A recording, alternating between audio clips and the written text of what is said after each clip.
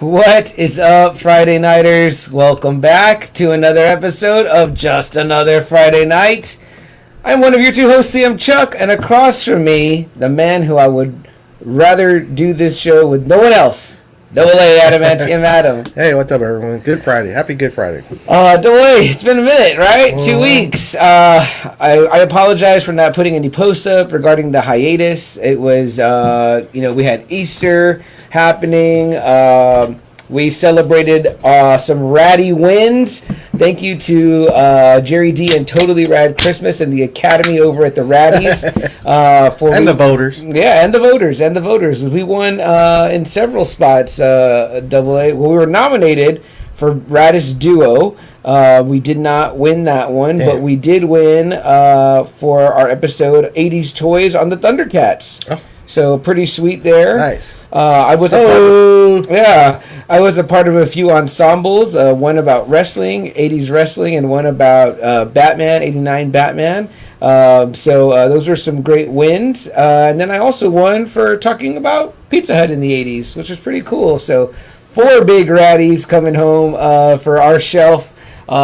It'll be on this side of the shelf, so you won't be able to see the raddies, but they'll be there. Very proud of those to display. Again, thanks to the Academy at the Raddies and Jerry D and Totally Rad Christmas. Go check out that episode, the Raddies episode. It's super fun, super funny. There's even a slap. Someone gets slapped amidst they're presenting their award. But Corey's in the house. Corey says, was wondering what happened last week. Congratulations on the wins, guys. Thank you very much, Corey. We appreciate it. I hope we hope you voted and for making us winners. So cheers to that. But yeah, guys, last time we saw you, we didn't really talk any pop culture news, right, Double A? Because we got right into our big football episode with a full house here and a little too much drinking from one of our cohorts there. But it happens. Apparently it happens a lot here. Yeah, I know. It's not a trend we want to continue. So definitely know about that. Kara says woot woot and put some awards up there. Thank you, Kara. We appreciate that. And Corey says, I know you're talking The Walking Dead, but I feel like there's a butt coming, Corey. But go right ahead, Corey, because we're talking just catch up stuff right now. So by all means, if you want to talk anything, I am not caught up on Moon Knight, so please no spoilers. But I'm hoping to catch up tonight. If you do want Moon Knight, though, there is a podcast. I think they've been doing it episode by episode. Let's Talk Geek. Yeah, they have been for a sec. Yeah, they have been. I think they've been doing episodes. I believe so. Brandon and Nene, those young fellas, the young upstarts, doing their thing episode by episode. So we've been definitely check out their show to get some of their thoughts. They're great guests. We've had them on here, and they're great hosts as well. Real enthusiastic. Yeah. They got the enthusiasm of youth behind them. They even went out to Fiesta and did a live one there, and I was like, nice. I was like, hey, guys, you got us beat on that. I'm not dragging this guy out to Fiesta in the heat amidst the crowd with this equipment. Damn. So great job on that. Yes, but of course, we are definitely watching Corey for sure. A couple things I wrote down, though, Double A, some top of the show news, pop culture talk, and of course, anyone else wants to chime in with anything else, by all means. As long as it's not spoilerish, I'll talk Moon Knight with you, Corey. Sonic the Hedgehog, we both saw it. Yes. Sonic 2. Yeah. With Tails. Yeah. Did you love it? I liked it. It was good. My kids really loved it. Okay. Yeah. So okay, good. That's kind of who it's for, yeah, right? It kind of really is. Like I was not a Sonic guy. CM probably was more. Definitely, big time. My brothers were Mario, so I really don't know too much about Sonic. So other than that, but I mean, it was good. It was entertaining. So yeah, the guy who does the voice of Sonic is great, or kid. I don't know if it's a kid. No, it's a dude. I actually saw him. It was right before the movie started. They had like the voice actors. Cool. Come out. It was like Idris Elba. And nice. I don't know who the guy who's doing Sonic. Sonic. Yeah. I don't know who the guy is. So. But yeah, Idris. I mean, that's pretty big, right? Yeah. For Knuckles, so pretty cool.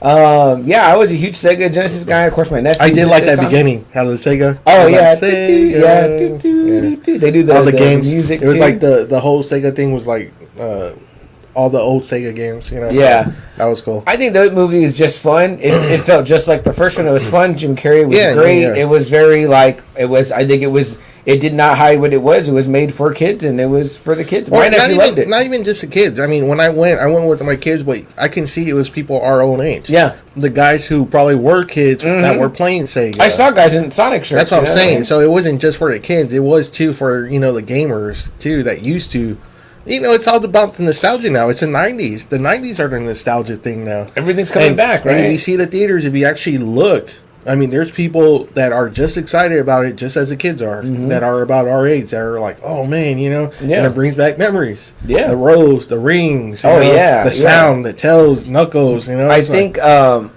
you know, so it's a big nostalgia thing, and it's hitting its mark. I guess Nintendo maybe saw the success of Sonic, and that's why they tapped Chris Pratt, and now they're going to do this Mario movie. You know what? Just take it seriously. That's the thing about the 90s. No one was taking this shit seriously at one point. It was just like, oh, just throw it in there. It's a fucking stupid video game. Yeah, you know? Call anything Mario and make it look like fucking not even the game at all. Like, what the hell is this? It's like that Captain America movie that came out when it was like the Red Skull was Italian. It was like, man, really? Like, wow. Like, come on now. Like, you're really like thinking like we're all fucking stupid, you know? An Italian Red Skull. Pretty terrible. But like, damn. Okay. I'd watch that for its terribleness. Ooh, and it's always up there. It's always up there, so, yeah. Corey says, YouTube channel, Cosmic Wonder does Watch Party on Disney. Oh, that's cool. Sorry, I'll wait till next week. Episode 4 is a huge game changer, so I'll wait till I see it. Okay, thank you, Corey. Appreciate that. Just make sure I'll do some research, because huge. Oh, okay. Very cool. Very cool. We'll leave that. I think everyone else is probably caught up in our audience with Moon Knight, except me. I am too, and, you know, we're going to have Jerry on, so Jerry's going to pretty much be our guy. Yeah. That kind of close us in. Oh yeah, on definitely. So we're going to work out a time with that, because I know he's doing. Oh, he's the one that Jerry's the one that told us. Like, I don't want to be on y'all show. But he's doing Multiverse of Madness on Thursday, and I don't know if we're going to do it Friday. I don't know if I'm going to do it Thursday. We're going to do the Moon Knight that one. That Friday. Yeah, right? because we're not going to give people enough time to talk about it. Okay, perfect. You know, we usually like wait a week. No, I know. Everyone can. I know we're going to do Moon Knight that week, but what day are you going to see Multiverse? Are you seeing it Thursday or Friday or I'm going to see on one of those days. So that's me too. So we got to figure that out with Jerry, because I know he already has his tickets for Thursday. So we'll try, Jerry, for us to both go Thursday, but I don't know if that's going to work out for us. But we'll see. We very much want. I mean, my daughter is super excited. My wife is super excited because they're big Wanda fans. Yeah. And so every time they see it, they're just like... I'm pretty excited for it, they've been waiting to see Wanda again since, like, January. Yeah. Last January. Was it last January? WandaVision already? I think it's already been a year. It's been a year. Damn. Yeah, me too. I love Wanda, so I'm so looking forward to seeing her. And I love that you had to kind of maybe see WandaVision and know the events that showed to maybe, like, have a better foothold on this. So definitely. Yeah, so my wife and daughter are, like, super pumped up. They can't wait to see her. We're willing to work with Jerry, though. We could even push to potentially a Saturday evening or whatever if he's free. I know he's usually not free till after 9 because of kiddos or whatever, which of course understandable. Facebook user from the CJ. Facebook group. What up, CJ? I just saw a Facebook user pop up. And Jason, what is up, bro? Thank you for hanging in there with us 2 weeks. Sorry we missed last week. What's up, Jason? But Easter and all that. CJ says, when are we recording an Attitude Era? What is that? Oh, that's where you want to go, CJ. Okay. Yeah. I think CJ wants to do wrestling, but CJ, I had you in mind for a couple of other things actually, because I think you're still watching The Walking Dead. Am I correct? I know we talked briefly about that. You're hanging in there, so you would have been great for this one. But I don't know if I want you in wrestling. I might want CJ for. I thought CJ was our wrestling guy. He's definitely one of our wrestling guy in Canada. But I'm just saying, I think he'd be good on a lot of other things as well. Oh, okay. He's one of the few people I know still riding with The Walking Dead like us. Honestly, I mean, I'm all about wrestling. I love talking wrestling. I mean, you can see my shirt right now. It's kind of just a random shirt. I didn't even know we were even going to talk wrestling. I just threw this on. That shirt almost got bought off your back at the wrestling shop by Oscar. Oscar thought it was a real, authentic... who had a hell of a hardcore match the other day. I don't know if you saw that. Some guy went through a wall. It was TK McDaniels. It was their series of matches. Oh, yes. I was like, man, Oscar was really going for broke in that bit there, man. He was put the kendo stick to him and everything. I was like, damn, Oscar, you're really putting the bumps on this guy. That's pretty damn cool. So very cool. Hey man, CJ, man, if you want to do wrestling, I'm up for it. I love talking wrestling. Oh, the X-Man Xavier in the house. He says, my boy, glad to see you're still at it. Of course, man. I know a 2-week hiatus and it seemed like the world came to an end, but no, still here, brother. Still proudly doing just another Friday night. It's not going anywhere, man. However, I hope you're doing well, X, with fatherhood. I know you're kicking ass at that, man, and glad to see you here on the show, brother. CJ says, I'm down for whatever, and yes, I'll still be hanging on for The Walking Dead. Great. Yeah, because CJ was on our Batman episode and on the 80s wrestling episode, so he's definitely got a wealth of knowledge. the wrestling episode I kind of dream of doing is, again, where we've got you, Joe, Albert, probably CJ, because, there's the AEW, WWE thing that is a conversation that people have, Yeah, it's funny. yeah, I know. We have our own opinions on that. It's funny because actually, it's funny. I don't know if you guys have really kept up, but Tony Khan is really letting a lot of those guys from the first year go. Yeah, have you noticed that? That's interesting. And it's kind of like mix of Ring of Honor WWE guys that he has on AEW now, that are main eventing. It's funny. He's like, yeah, you guys can go. Joey Janela's gone. One of the Jurassic dudes is gone. No kidding. Who else said recently that they were not going to be re-signing, which means that Tony Khan isn't re-signing them? It was another guy from the first year. I mean, definitely Cody would be the big name that went. It is, right? but it was like, wow, I thought you were in this for the long haul. It's funny though, but it's just a lot of those year one guys that me, you, and a lot of other people are like, man, they look kind of shitty. Remember? They're kind of like, man, these guys look kind of sorry, and he's letting them go for CM Punk, for Bryan Danielson. It makes me wonder, right? Though, could that become something where maybe it's like, hey, we move this talent and see what story WWE can make with them. Now that talent moved talent from WWE. Maybe we'll see what story AEW can make with them. And it becomes, to me, if it becomes a battle of story, well, who's got better stories? That's great. Then that's it good will for be. business. But you know what, WWE right now is at this point is just they're too much focusing on the product being a fucking show. Right. Not even a wrestling show anymore. Just a show. I heard one of the banned words he used was wrestling. He can't even say wrestling. They said they got pissed off with Cody because Cody said, I want to go for the belt. Right. That's one of his fucking banned words. I'm like, oh my goodness. You made your life on a wrestling show that your father wear it around your waist. It doesn't necessarily hold up your pants. So, that kind of pissed me off. Corey says, man, I can't wait till Doctor Strange because huge rumors and plots release. Yep. Yeah. And then Corey says, have you have watched all the Disney Plus series? Multiverse of Madness has referenced a few of them. WandaVision, What If, Season 1, Loki. Definitely. Well, see, the thing was, WandaVision, I think, was supposed to be positioned last. Right. I think it was supposed to be Falcon and Winter Soldier. Mm-hmm. I think it was supposed to be, I can't remember the other show. And there was Loki, and it was supposed to be WandaVision. They were supposed to link into Doctor Strange. And whatever happened, the pandemic or whatever happened, it kind of threw that whole order away. So I was having a talk with one of my coworkers, Nick, a friend of the show at work, was talking about some of the shows that he watched. He's watching Moon Knight, of course, currently, and that he felt like Falcon and Winter Soldier kind of dragged for me. And he mentioned how some of them kind of dragged, and he was kind of saying they would have been better tightened up as 2-hour movies. And I was like, maybe you watch them in one sitting. But he was mentioning, the unreleased, as we know, What If Gamora episode or whatever, because they actually made the Lego figure out of it. But that was supposed to be kind of cool with Gamora and I think the Hulkbusters in there or something like that. That was an episode of What If that didn't come out. I wonder if we'll get that in a season 2. And because it looked like it was just all tied up for one long arc. Right. That we didn't know. We just thought these were going to just be random what ifs. Yeah. Like the comics. And it's interesting, right? Because it's okay, we're going to see, they do it this way, right? They make a show, Hawkeye, right? It just came out that they're going to do Hawkeye for award push, and it's got to fall under limited series. Yeah. So it can't, have a season two. Which kind of sucks, because it's almost Kate Bishop is going to appear in these movies, maybe this, new Avengers are setting up or whatever, but you could still have her as a street level character follow what her solo arc is after those events. Well, don't call it Hawkeye then. Okay, something else. True. Well, but I think she's going to get the name. Yeah, but just call it someone else right now. But when the show call her Hawkeye. Yeah, I could see that too. Yeah, interesting though. But I think some people might want season 2s of some of these things, and we may not get them. It's funny. These shows have been kind of hit and miss. WandaVision, it seemed like everyone loved it. Mm-hmm. Then it's like you said, Falcon and Winter Soldier. A lot of people were kind of up and down about it. But we liked it a lot. I liked it a lot. But you know what? It did take me a little while because I thought episode 1 and 2, I was kind of okay, it's kind of yeah. But then it went after that. But it kind of took a little while.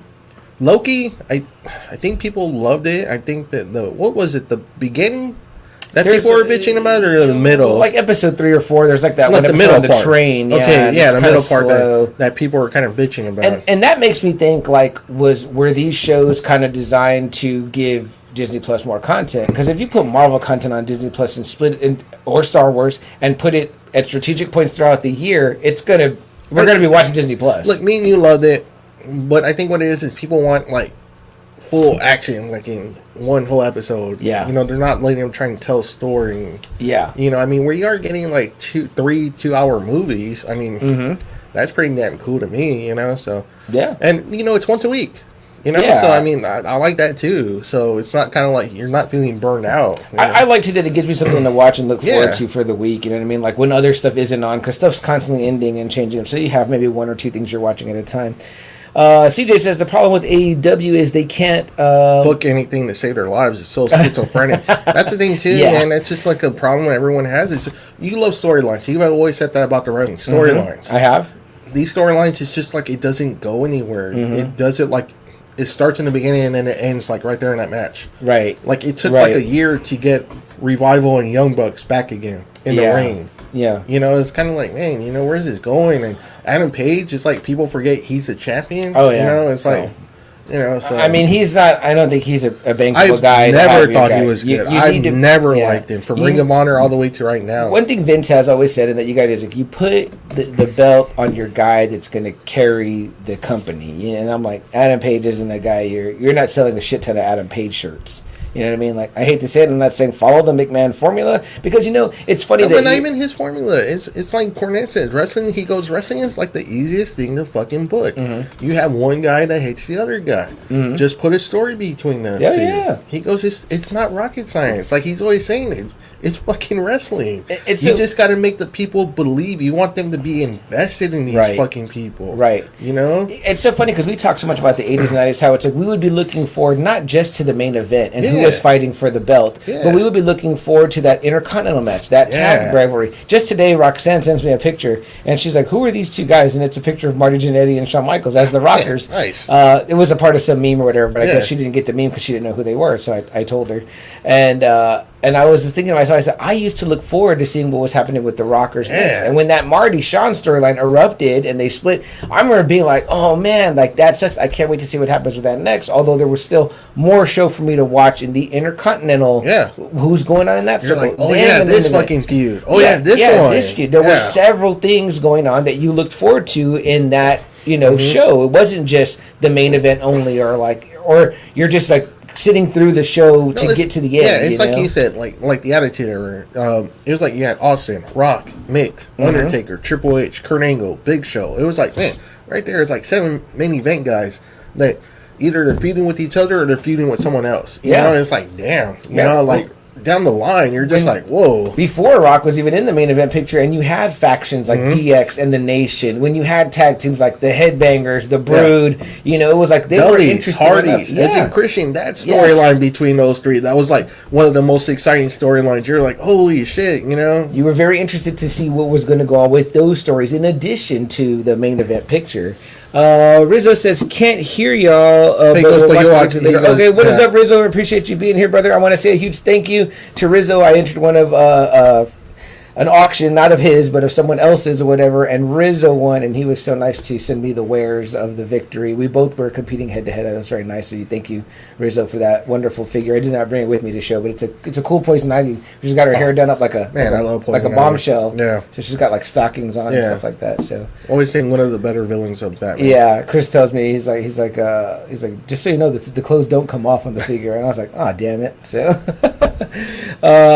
thank you, Riz. Says having a great show. Appreciate that. Corey says Moon Knight is going to open up Werewolf by Night.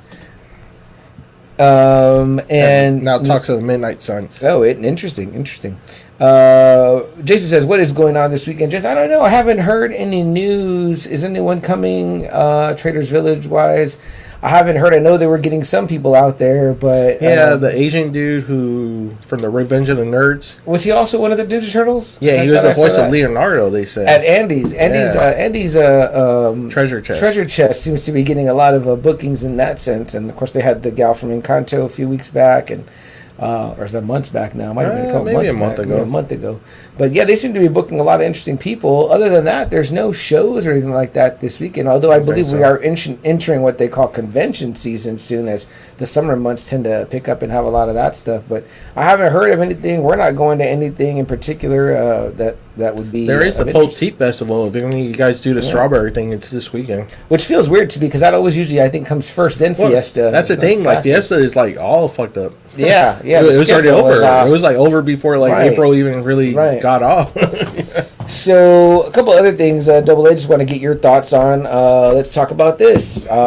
Ezra Miller, obviously in the news again. Punch somebody or something like that. I didn't read it. I just saw that he was arrested again. And I was like, okay, great. So let's just we're never going to see fucking Michael Keaton. Right. We want to see Michael Keaton as fucking Batman. We don't even care about this guy as Flash. It's just like he's fucking Flash. They want to get Grant Gustin from the show? Great. Get fucking whoever. I don't care if I can bring back the old guy that was the other Flash. It's like, you could call him Wally West. The one who played the Flash in the 90s. Yeah, get that guy. Give him the fucking helmet, the chili bowl helmet. Yeah, fucking whatever. Just edit him out like they did Kevin Spacey in that one movie where they used fucking, what's his name? Do that, and let's get this Michael Keaton Batman Flashpoint movie rolling. He's so fucking old by the time we see him. Dude, so again, shout out to Nick from work, who was giving me like some insight, right? He was like, hey, I know, have you heard about Flashpoint? And I'm like, yeah, of course. You know, it's kind of like where you're gauging someone's, I was like, I have a whole podcast about this shit, right? But he was like, I heard there's supposed to be, two Batmen in this Flashpoint movie. It's supposed to be Ben Affleck and Michael Keaton, right?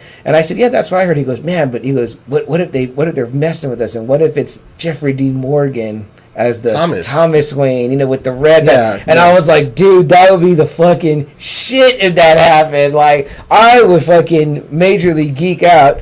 But I don't know if we're gonna even get to see this movie, Double A. It's already got pushed to next year, right? They're pushing. First off, so I mean, I guess they need time to scrub this guy digitally out of all the scenes or whatever. Just get rid of this dude. Yeah, I don't know how many people are really invested in him as Flash anyway. So me and Nick had said, he says, man, this guy's on the cusp of like his really big break. You're going to be the lead in this Flash movie or whatever. And I'm like, dude, yeah, they gave you a movie. You're the fucking Flash. They gave you a movie. It's like, come on, man, like, stop fucking up. Yeah, get your head out of your ass already. You know what I mean? And it's like, I mean, already.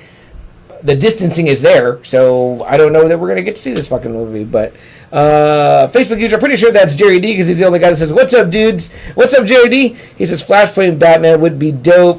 Jerry D, you missed the beginning of the show. We thanked you so very much in the Academy, a Totally Rad Christmas, and the Raddies for our win together for our Thundercats episode on 80s Toy, and then for my other win with Art for talking Pizza Hut in the 80s, a delicious episode, and then my two that I got as part of Ensemble Cast with CJ and Joe talking Batman, and then of course with CJ and Manny talking wrestling. Of course, Manny also on the Batman one as well, but a great fun time. Nice to come home with an armful of Raddies. Part of the reason we missed last week, not just Easter. CM Chuck celebrating a little too much his Raddy wins. Oh, he wasn't alone. At the Just Another Friday Night after party. It's kind of like the Vanity Fair party after the Oscars, but we're hosting that now. Yeah. Jerry said there's a great moment in the Raddies at the beginning when we walk the red carpet, and he talks about our lovely Just Another Friday Night tuxedos. Tuxedo T-shirts. Says, of course, we class it up when we go to awards shows.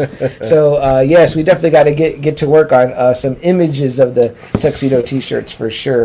But yes, Jerry, we appreciate you being here, brother. We know you might not be able to stick around because you're always recording 20 things and you're a dad. So if you got a balance, brother, by all means, we appreciate you just popping on in. Of course, says, sorry if I have delayed replies doing laundry, but reference to What If Season 2 later this year. Supposedly, Gamora episode will be the first. Okay, cool. But apparently they're going to be tightening the story. Okay, that's fine. I wouldn't mind if they were just solos, standalones. You know what I mean? That's what I thought. I was hoping for that, honestly. Yeah, it doesn't need to tie in really for me. Yeah. I like that's what I always enjoyed about the What Ifs. It was just one issue of that story, and that was it. And what a great job of storytelling, right? Yeah. Where you got a lot of story in that little thing there. Yeah, so I had always enjoyed that. Okay. No, go ahead. What do you got left? Next? Oh well, Thor: Love and Thunder trailer. You can't not talk about it, right? Delicious. I thought. I mean, they didn't bury the lead. Gave us Jane right at the end. That was very, very fucking cool. I was hoping they were going to skip the whole losing the weight part, but. it looks like that's gonna be a fucking montage in the fucking movie. So. Yeah, are you talking about like the beginning where he's kind of running? No, yeah, where he's exercising, he's doing. The chains, getting back into Thor shape, Chris Hemsworth shape. We're gonna still continue the comedic approach on this one. Well, what do you think about the very beginning though when he's running and you see him for a brief moment in the classic costume? I like that. That's pretty iconic, man. I like when Thor's Thor. Let Thor be Thor, damn it. Man, I'm tired of this fucking. That series. Buffoon. What's the series AA where he's over Oklahoma with Asgard or whatever? That's the Dan Jurgens one. Okay, yeah, where he's like he's Odin. Pretty serious in that one, right? Yes. Like fuck. That's like the don't fuck with me Thor. That's like the strongest Thor I've ever seen in comics. That's when he first got the sleeves, right? Yes. The metal sleeves. Man, that's a great run. I would love to. I need to get that in fucking hardcover. I started reading that because of you. I was lucky because I didn't really hadn't paid attention, but I looked at it again, or maybe I did, but I looked at it again and I saw it was Dan Jurgens that whole run. I was no kidding.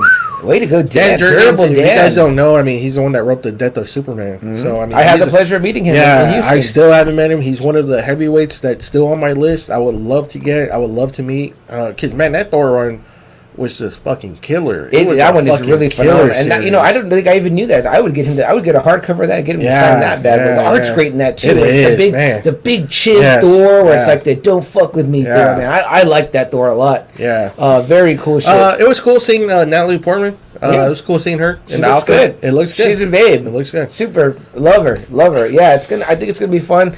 Guardians obviously are gonna be there. I mean, that's part of what's going on, So super looking forward to it. It's a great little tidbit. I know people have been saying like, "Where the fuck's the trailer?" Like, we're not that far out. But yeah, there you go.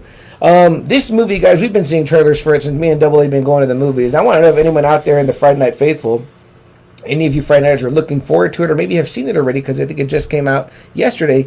The Northman. Alexander Skarsgård, right? Nicole Kidman. Anna Taylor.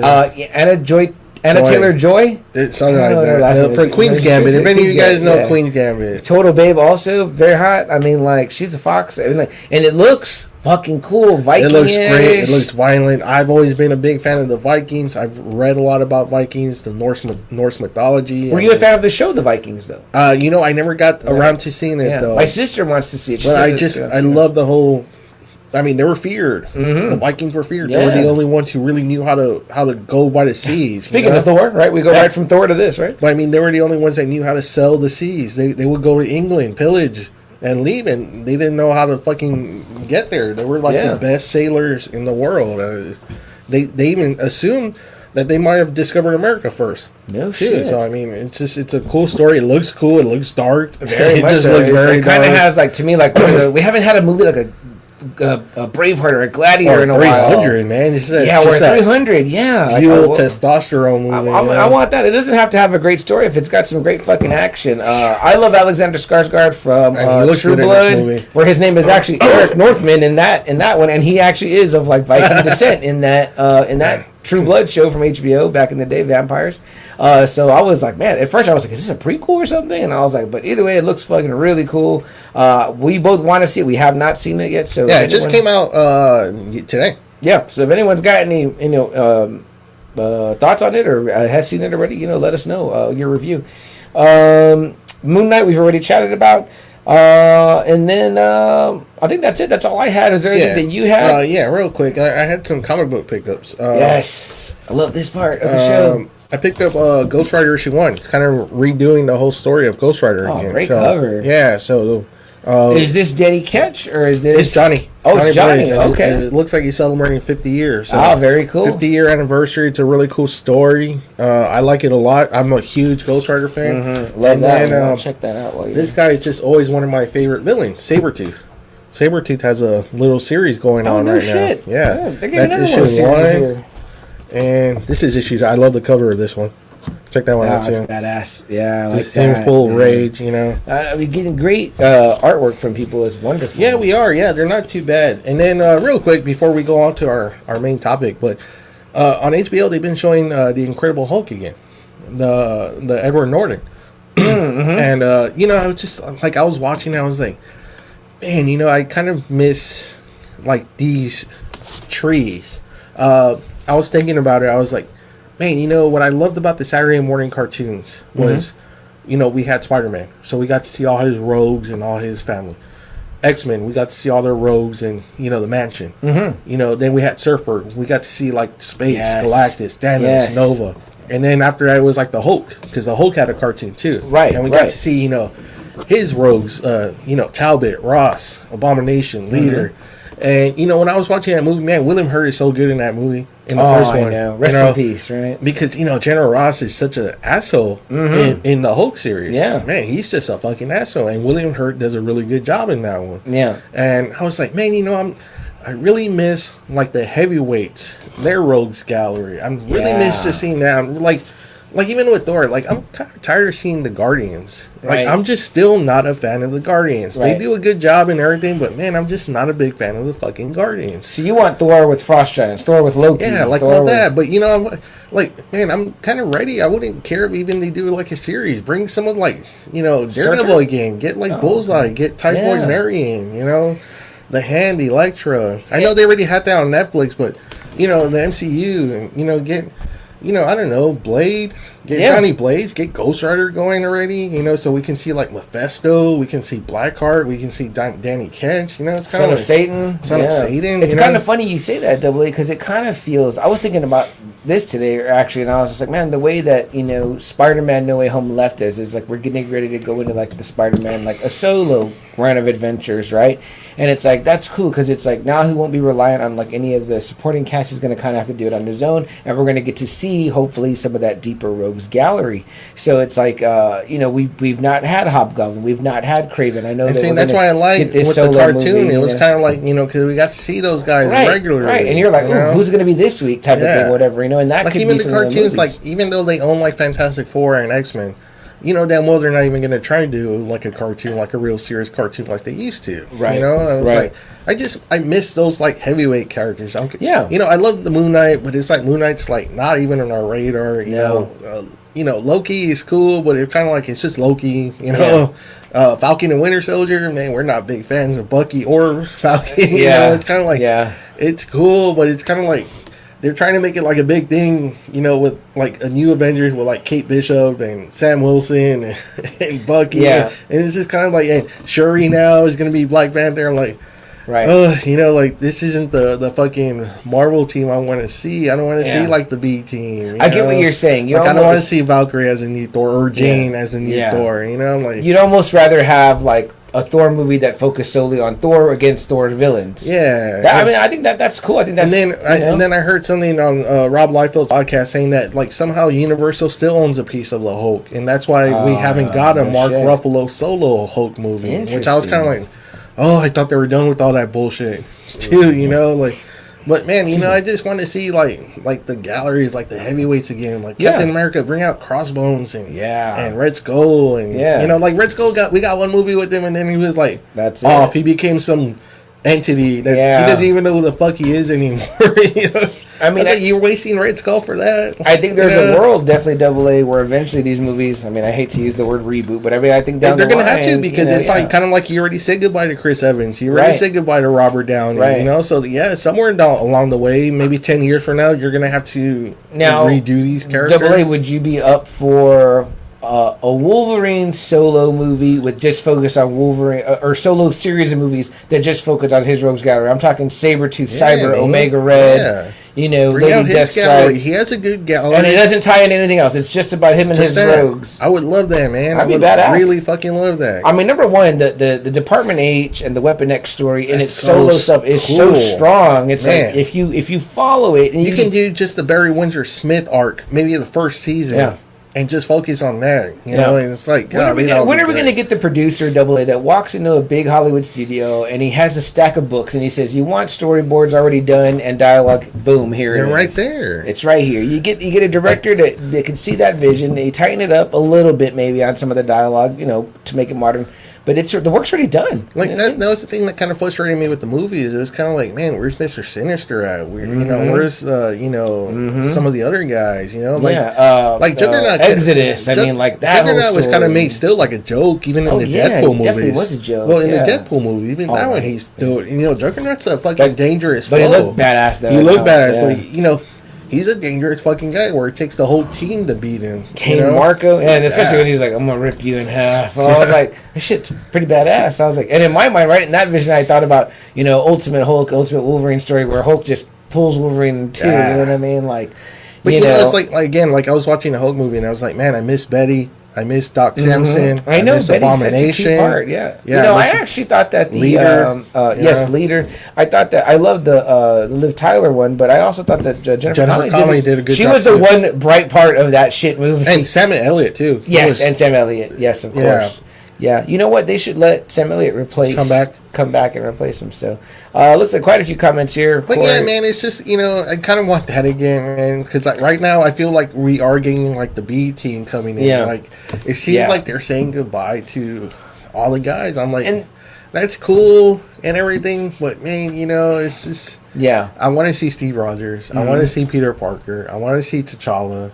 And this is what's cool though about like them like saying like, okay, Spider-Man, we let Spider-Man do his thing with y'all, and they obviously built him up, but now we're gonna pull him away and let him do his own thing, whatever. And it's like the Marvel movies are so well done. It's like it doesn't need to always be constant world building and constant intertwining. If they happen to cross paths, that's cool. But it could be like you said, the characters are strong enough to have solo trilogies unto themselves. They don't need to always be doing that. I think maybe like Iron Man's where his 3 movies were kind of that way, but they weren't strong on their own. And see, that's the thing too. What I was afraid of with the Iron Man movies, the first one is so great because it's really just focusing on him. Well, Iron Man, we only know Mandarin. It's kind of like even like Liefeld said, there was like a long story arc where it seemed like for like a year he was fighting like Obadiah Stane. It was kind of like oof, Yeah.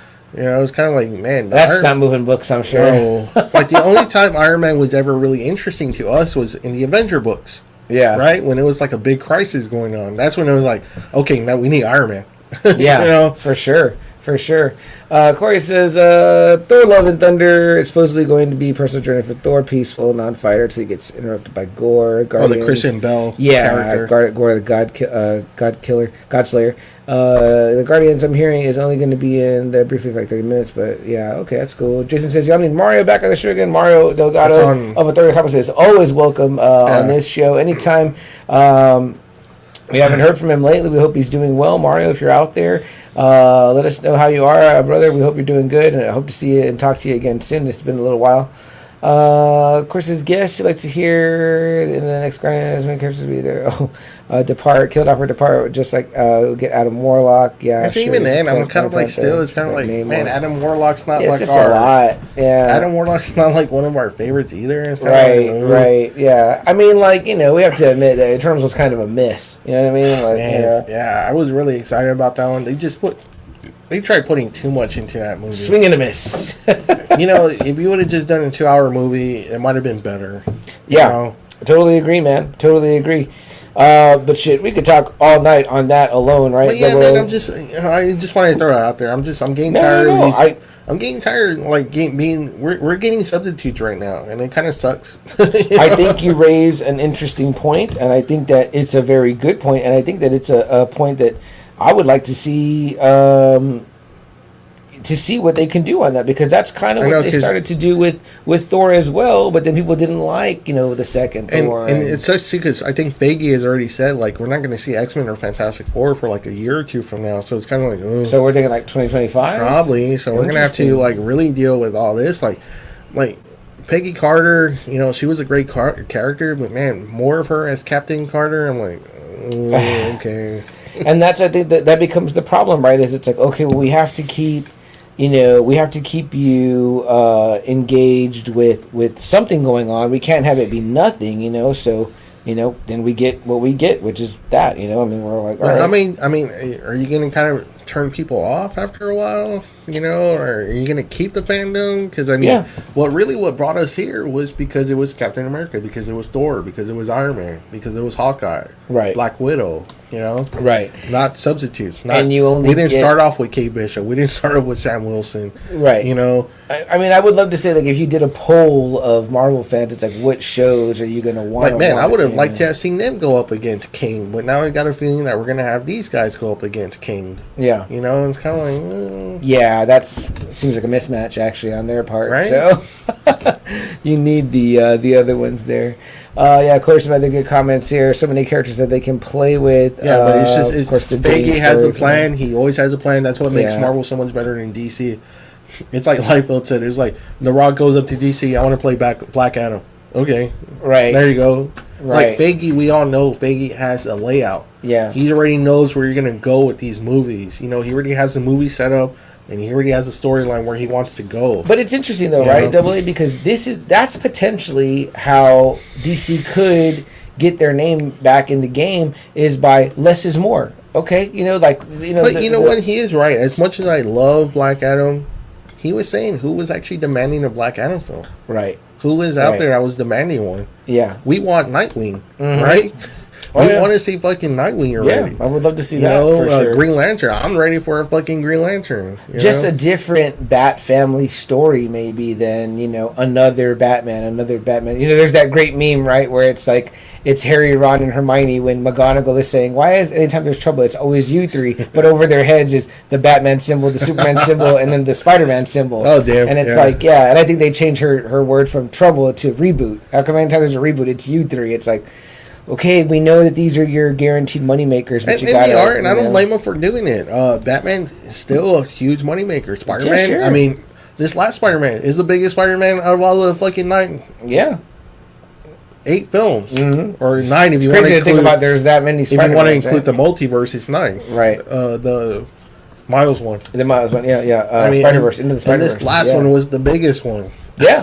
I mean, it's all there, man. I mean, it's hard, I guess, to get away from who your moneymaker is, but, Well, they pretty much just gave up on Superman, even though he had that Man of Steel made, 700, 800 million. I mean, they gave up on him just on that. I'm like, you can't expect someone that you haven't used in so long to be $1 billion maker. It was like, really? You consider that a disappointment? How about when you bring out part 2? Yeah. Maybe that would have crossed $1 billion. Right.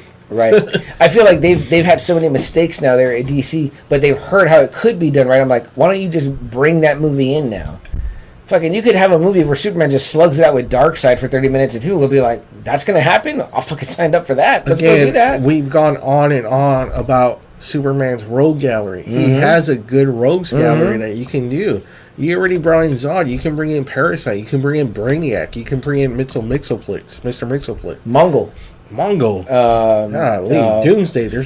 You already fucked up Doomsday. Yeah. What's the other guy? Fuck, I was forgetting about his name. There's Metallo. You got the Fourth World. The New Gods. I mean, the Elite. That team, the Elite, or whatever. Elite, have him go against him. That was a great storyline. So for him. Bizarro. You really do a good Bizarro movie. Bizarro. Yeah, I'm telling you. I think that Superman and Lois show is doing great things, man. I really love it. Yeah, right. It's always the TV shows, but they never want to take a stab at him because they're so pussy afraid of. Oh well, Superman needs to make $1 billion. It just seems a lot of guys fumbling the ball. To Jason's question here says, "Are we ready for football season?" Always, I think, right? We had a football episode. I think you were missing from that episode, Jason. Actually, 2 weeks ago. Were you ready for some football? Yeah, totally.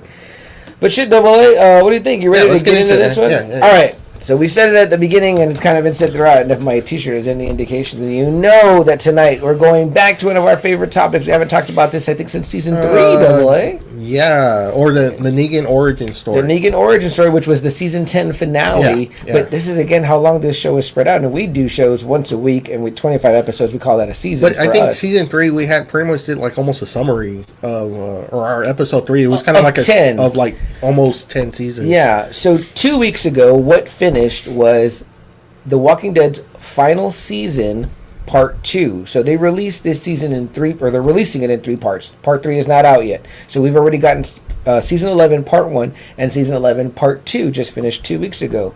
So The Walking Dead, guys, we love it. It's not our first time talking about The Walking Dead because we had the Negan episode and we had one before. That's our third time. Yeah, two or third time. Yeah, and when this season completes season 11. Sorry, I see the yellow light. Like it's picking up. Oh, okay. I don't know if it's picking up a little bit. Well, no one's really saying anything, so. Yeah, it's weird. So I don't know. Sorry. Let us know we have some sound issues, guys. Give us a heads up there. But so. they're in their final season, right? When the show completes, the series completes, I'm sure that we'll have a nice episode, sending it off. Of all the Walking Dead incarnations that are out there, this is by far one of our favorite. Yeah, this is still our favorite. Absolutely. Yeah. Friend of the show, Friday Nighter, Antonio Caruso had a post earlier, I think it was on his personal page, which would have been a great post for the Friday Night Faithful. But it was like, you're going to go to a desert island, you can take 10 movies, 10 shows, 10 books, what do you take?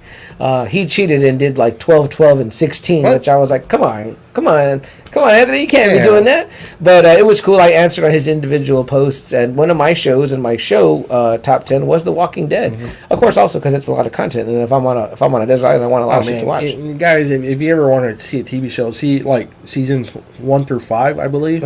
Man, top notch. And as much as the hate it gets, right, they'll be like, I still love it a lot after. I did too. No, we did too. But you know what? I actually was looking at Wikipedia. And man, for like about a good 5 or 6 seasons, man, Walking Dead was like getting fucking NBC numbers, CBS numbers, ABC. I mean, it was rivaling Big Bang Theory for like that top slot. And man, after Negan killed Glenn, oh man, I saw the ratings go down bad. Like I was like, holy shit, it went down quick. Because to me, a little bit right before that was what, season 7? A little bit right somewhere around there. I can't remember. A little bit before that, I felt that the show had kind of slowed down. And when Negan came out, I was like, I'm fully back in. But it was something this about bad guy. It was something about Glenn, though, man. That man, people just turned it off. Which like, again, to me, I was a fan of Glenn. I love Glenn. Glenn is great. You know what I mean? You know, I think there was a poll the other day, like if somebody could come back, who would it be? Like Glenn, Shane, so and so. I was like, yeah, I would pick Glenn out of that group. You know what I mean? Or Carl. You know what I mean? I was like, Glenn's a great guy, whatever. But I was like, I'm not like the biggest Glenn. I'm not going to go buy a Glenn Ree shirt. You know what I mean? I was like, when Negan fucking bashed his brains, I was like, this is progressing the story along quite dramatically. Because you know what? Come on. We had that scare with Glenn's death, right? Which I didn't want Glenn to die. Yeah. And when he was alive, I was like, yes, Glenn's alive. Yeah. But then I realized I was like, okay, well, now what? You can't have all the guys you love win. Game of Thrones taught us that, right? Oh, man. You as in real life, bad things will happen to good people or whatever, and bad things happen to Glenn, real bad.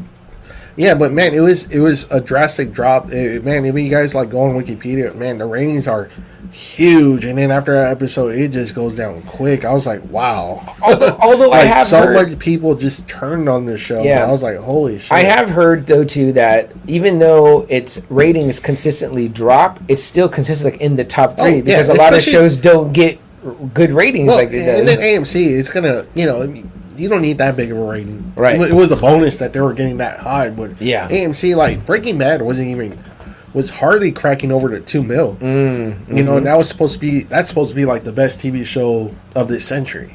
Yeah. It is a great show. It is great. I love it a lot. But I love Breaking Bad. The show was like nowhere near like the top when it came to the ratings. You know, I mean, it was just it was nowhere near. Yeah. But we stuck with it. We like it. There's still some really great stuff, especially like I said when Angela King came on board. She kind of got rid of Scott Gimble's bullshit. As our friend of the show Jack would say, simple Gimple, as he likes to call him. Because his episodes were just filled with points of views. It was one episode, and then it would be like 6 episodes from every fucking character's point of view. Yeah, and he was doing that shit, and you always knew that at the end of the season, someone was gonna die. That was like his formula. Right. Points of view, and something shocking at the end. Yeah. And I was like, man, I think that's kind of drove off more people. And apparently, I think he's a big part of Fear the Walking Dead. He is. I'm like, which we never got into that show. I never got. As I said in our write-up, we never got into the world beyond. I watched the first season of Fear the Walking Dead, and I was like, I'm not into this. Yeah, I checked out. So I know that some characters have crossed over. Probably to try to help that show, but I don't know. Either way, we're riding with the main one here, and we got season 11. We're in the last one now. They're smart enough to know now. Should we just clear the air right away, that we know that there's going to be shows that are going to come after? They've already said it, which is kind of a spoiler. I guess. I don't know exactly where they're going to put it. Mm-hmm. One of them is going to be Daryl and Carol. I don't know if it's supposed to be after this show. I don't know if it's supposed to be in between a Could season. Be in between, yeah. You know, and then it's going to be one that's, which I think is weird. It's Negan and Maggie. Negan and Maggie. Isle of the Dead. They were calling it. They gave it a title already. They haven't given the Daryl Carroll one yet, and they announced that first. Yeah. But Isle of the Dead with Maggie and Negan, especially with kind of some things, the interesting things we saw happen this season or whatever. So you're kind of like, oh, Negan is in a much different situation by the end of this season, where you're like, is that going to play into this new show or not, or whatever? And especially he's in a much different situation with him and Maggie.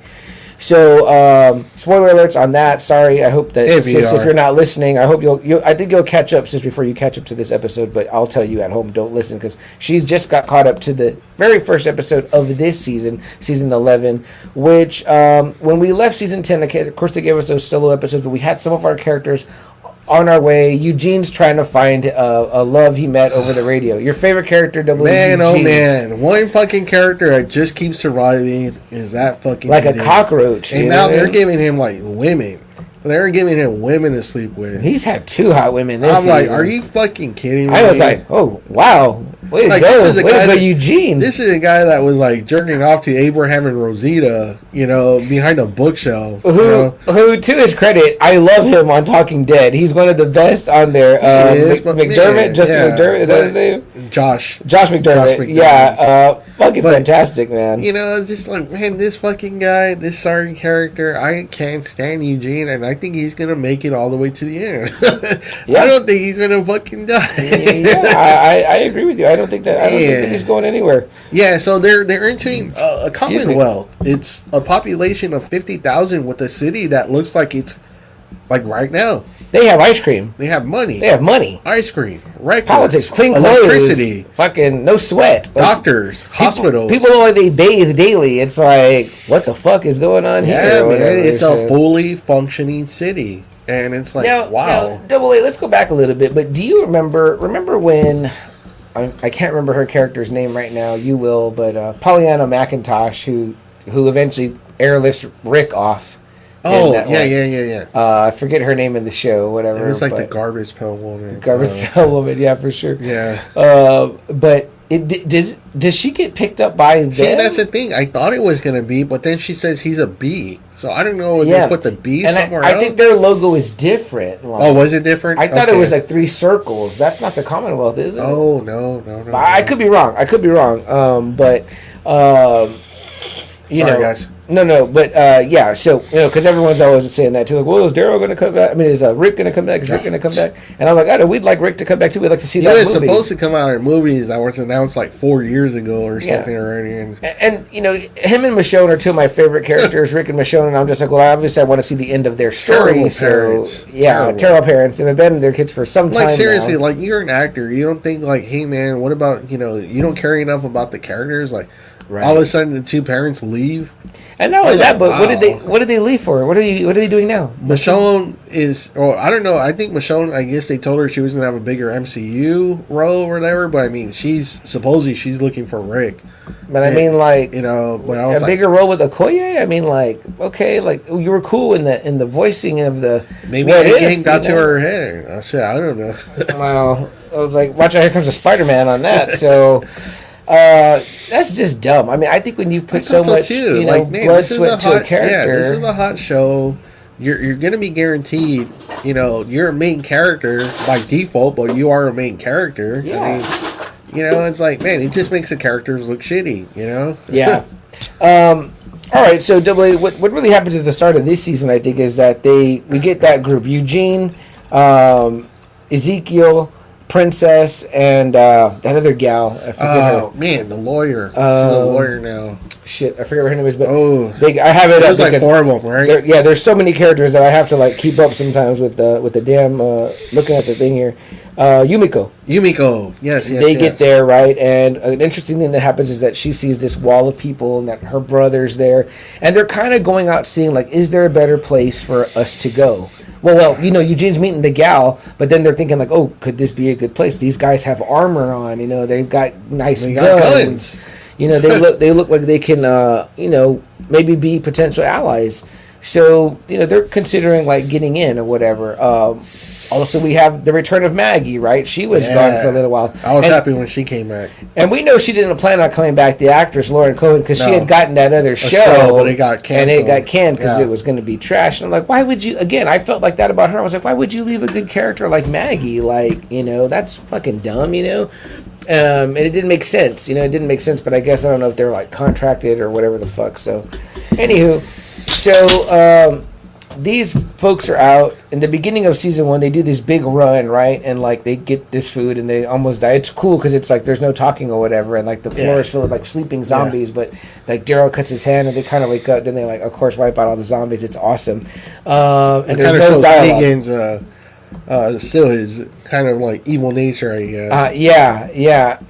So it's definitely badass or whatever. But they get this big haul of food, but then they get back. And you like have them, drop it off, and Gabriel's like, they're like, how long? And he's like, 1 week, and they're like, what, 1 week? He's like, 1 week, and everybody will be starving or whatever. And they're like, but after this big haul, he's like, yeah, but people have been hungry. There hasn't been nothing. Like, it was like MREs and all this shit. He's like, but we're gonna distribute all this, and it's like we're gonna be out, So they're like, that's when. Since Maggie got back and she's already seen Negan a couple of times, she's like, I know where we can go get food. It's my old place where I was at, where she got driven out of by this other group, right? That was small, we find out. Because she's like, one of them attacked 4 of us and it was just one. And she's like, why were they solo? Well, because there's not that many of them or whatever. But they're well trained. Yeah, they're well trained. They're good fighters. And she's got a couple of people with her or whatever, right? So basically, they want Negan to lead them back to where that place is. I don't know how he knows it. He found some type of shortcut or something like that through some tunnels. Yes. And so they're going on that train. And this is, again, season 11, part 1. So even for us, this is a while back. So I got to use Wiki to kind of remember. But I did watch that first episode. And the whole time, Negan's being a nice guy, oddly enough. Like, trying to give him warnings, heads up, let's bunker down, blah, blah, blah. And everyone's just shitting on him. Pretty much because he keeps saying that he wants to go back. And they're kind of like this... Like, you kind of knew what kind of mission this was going to be. It was going to be, we have to get food or we're all going to fucking die. And but he, like, his thing is like, forget it. Let's just go back. There's too many zombies. There's not enough us. And it's pissing Maggie off even more, because she still hates him. Yeah. But and Daryl just doesn't trust him. I mean, man, he did a lot of bad shit to Daryl. But remember, guys, this is at the time where after Carol has utilized Negan. But still, it's destroyed the Whisperers or whatever. He killed Alpha. Negan killed Alpha. But again, these guys have seen Negan at his absolute worst. Yes. But again, Double A, how long is it? This is like 6 years in the future, right? Doesn't matter. Even you think Ted Bundy was around and his victims are still there? I'm gonna trust you. Agree, but I mean, even Judith trusts him. Yeah, because she doesn't know him the way they do. That's true. I mean, they saw this guy when he was the head of a dangerous faction. Now, it had 3 communities on its knees. That's true. But people can change. Yeah. Especially in this world, I think people can change. Yeah, but I'm just saying that, these guys, Maggie, Daryl, Carol, I've seen him at his absolute worst. Okay. Let's fast forward because I want to get to we're talking mainly part 2, whatever. So if you fast forward through part 1, we get introduced to this new group, the new enemies, right? The Reapers. The Reapers. They're led by Pope or whatever, right? And we find out that Daryl's long lost love from season 10 rolls with them. She rolls with them big time, and they're like ex-military. Yes, they like they're very well trained. There's not that many of them. There's not, but they're able. One of them is able to take out several, especially Maggie's like so-called good people that came from Meridian, which ended up being fucking shit because none of them lived, so they all got fucking smoked. But and at the end of part 1, they basically, Daryl gets, into their group. He infiltrates or whatever. He lies and says he's alone, this and that or whatever. And they're like, well, we want to find those people or whatever that you were with or whatever. So he's got to do all this shit to kind of earn their favor or whatever. But eventually he gets close enough. And spoiler alert, if you've not seen season 11, part 1, but he kills Pope. Yeah. And at that time, Maggie and her group, they're trying to help, I think, get Daryl out. Yep. And they're in amongst a group of walkers, and they fire like these missiles at them. Like they have like this missile rig or whatever. Yeah. They got Meridian pretty well armed, so they still haven't got the food yet. And they fire this into the crowd where Maggie and everybody is, and that's when it's what's her name is rolling with them too, Alpha's daughter or whatever. That's right. She's in that group. Because there's always like a little handful of people you care about amongst a handful of people you don't care about. It's almost like the Star Trek away team, right? You're like, let those red shirts get killed. They don't really give a fuck about them, you know what I mean? But yeah, I forget what Alpha's daughter's name is, but she's there too, which we kind of care about her. And I don't know if Aaron and them are pretty there. good. Yeah. And again, we got the side story with the Commonwealth kind of going on. So when part 2 picks up, it's like we're kind of picking up with the Commonwealth stuff, right? We're following that story. They're getting integrated into the society. It's like a big screening process. Like they just keep asking question over question, after question after question. Pretty much like, where do you come from? What do you do? Yeah, kind of stuff like that. Where were you in your past life? Kind of shit like that, but we do meet the great character in the orange armor, the only one in orange armor of the Commonwealth troopers, Mercer. Who did you know who Mercer is? I had to look him up because, in my opinion, Double A. Here's a fantasy casting for you. I know that there was those talks years back. Again, shout out to Nick from work for this conversation, but about Green Lantern, using the Jon Stewart one because he was like, I was a Hal Jordan guy, but the movie sucked. They should have gone with Jon Stewart because that would have been more what the younger audience knew. And he was like, remember, like Tyrese was attached. I think Tyrese would have been terrible Jon Stewart. Terrible. Common, I think, was wanting it too. I don't think Common would have either. You know who I would love to see now? The two people I would love to see. That guy we like that plays from Watchmen, the show, who plays Dr. Candyman and Candyman. Yahya Mantine, Abdul Mantine II. He would be a great Jon Stewart. Or our guy from this show, Mercer. He's fucking jacked. He's big. And you know who he is? He's also a star of Endgame. He's that fucking big guy. That's one of Thanos' guys. He's the body of him. Is that Corvus Glaive? Man, it might be him. I forget what Thanos' little crew's name is. Honestly, what I thought you were going to say, I thought you were going to say Bishop. If they ever catch a Bishop, he'd be a great Bishop. Bishop is fucking jacked. I'll take that guy as Bishop. I am a Mercer fan now. I like Mercer. Oh, he's fucking badass, dude. Badass dude, man. So I'm like, I want to see more from this motherfucker, man. He's got great delivery. His face is like do not fuck. And he's fucking jacked. And he's super jacked. Yeah, he would be a real badass Green Lantern, especially for you told me about Jon Stewart being an engineer and things like that. So. But anywho, that's a fantasy casting for you right there in the midst. But yeah, so we get to meet this great character, Mercer. But go ahead, W. You're talking about the screening and stuff like that. Yeah, it's just like a really big process. They kind of want to know everything about what you do, if you're worth it, I guess, or not. Maybe like if Yumiko says she was a lawyer, that kind of like tings them. It's kind of like, oh, okay, a lawyer. That's good. Kind of what kind of trials you've already been put on the outside. Are you going to be a bad dude? Are you going to be a good dude? And then they put him kind of like in a prison, a little holding area, I guess, whatever, something, and kind of make them wait and sweat a little bit, and then they kind of process them again, It's a really long process. It kind of took like 2 episodes almost. Yeah, I think so. They're just there. It's kind of like a really long process, and then something happens. I don't know if Eugene really breaks or not, and he kind of tells them who they are, and they're kind of like, okay, they let them in. They let all 4 of them in, and man, they're just like I don't know what's the word when they first see Commonwealth, like. They're like amazed, like for sure. They're blown away by that. I mean, people. It's like CM said. People look clean. Yeah, people are eating. They're eating ice cream. I focused on that because I noticed they focused on it. Like, is that fucking ice cream? Like, it's stuff that you thought you never see again. It's people happy. It's people laughing. There's schools. There's buildings. Stores. Money. It's kind of like, whoa, what the hell? Where's this been? We've been outside like. Shitting in the fields. No shit, right? And trying to, get the water going over here and trying to grow vegetables and these fucking people have everything going. They have fucking power. They have machines going, and it's kind of like, wow. Yeah, so just for the record here, because this is what I was looking up. So the first season 11 part 1 is 8 episodes. It goes until it started in August of 2021. Oh, jeez. And it went until October of 2021. So we didn't get The Walking Dead season 11 part 2 until February of 2022. Wow. So it only we were waiting a while. So only 2 months. Yeah, but it felt like a longer time because it was like there was no Walking Dead for that time. But we were still like, what the fuck? You know what I mean? Like they took their Christmas break off or whatever. Like always. Yeah, like always, right. So we get that stuff where they're there. We also get Daryl getting integrated in there or whatever. And then, like I said, by that episode is episode 8. It's called For Blood.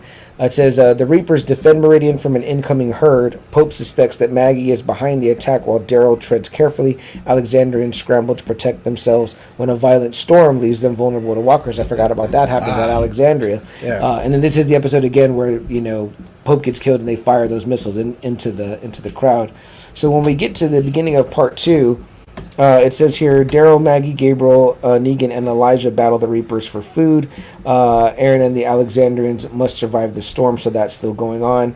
Episode 10, it says, so remember we see this, Double A, right? In the Commonwealth.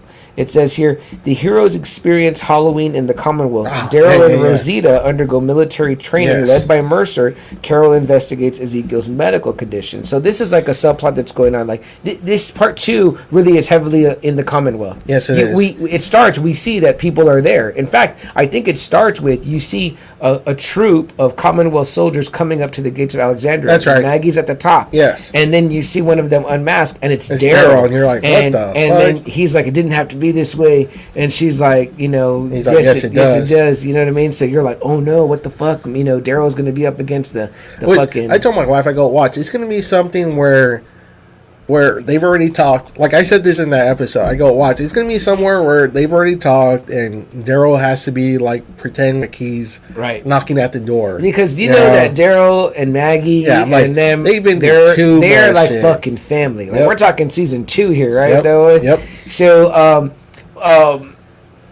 I told my wife, I go, watch. It's going to be some bullshit. Watch it. How's she doing with the show still? Is she still invested? She likes it, but she's really, really hoping for an ending that's going to satisfy her. Okay, good. Because she's like, we put too much time into this show, and I want a definite ending. Okay, good. Because we got to say that, right? Like me, you, your wife, like my sister, probably like some of the last 4. We know that, I think even Friday Nighter Jack has gotten behind because he's gotten behind since he became a dad. He was kind of in there with us. Yeah, he was kind of, But I think because he was doing Fear also.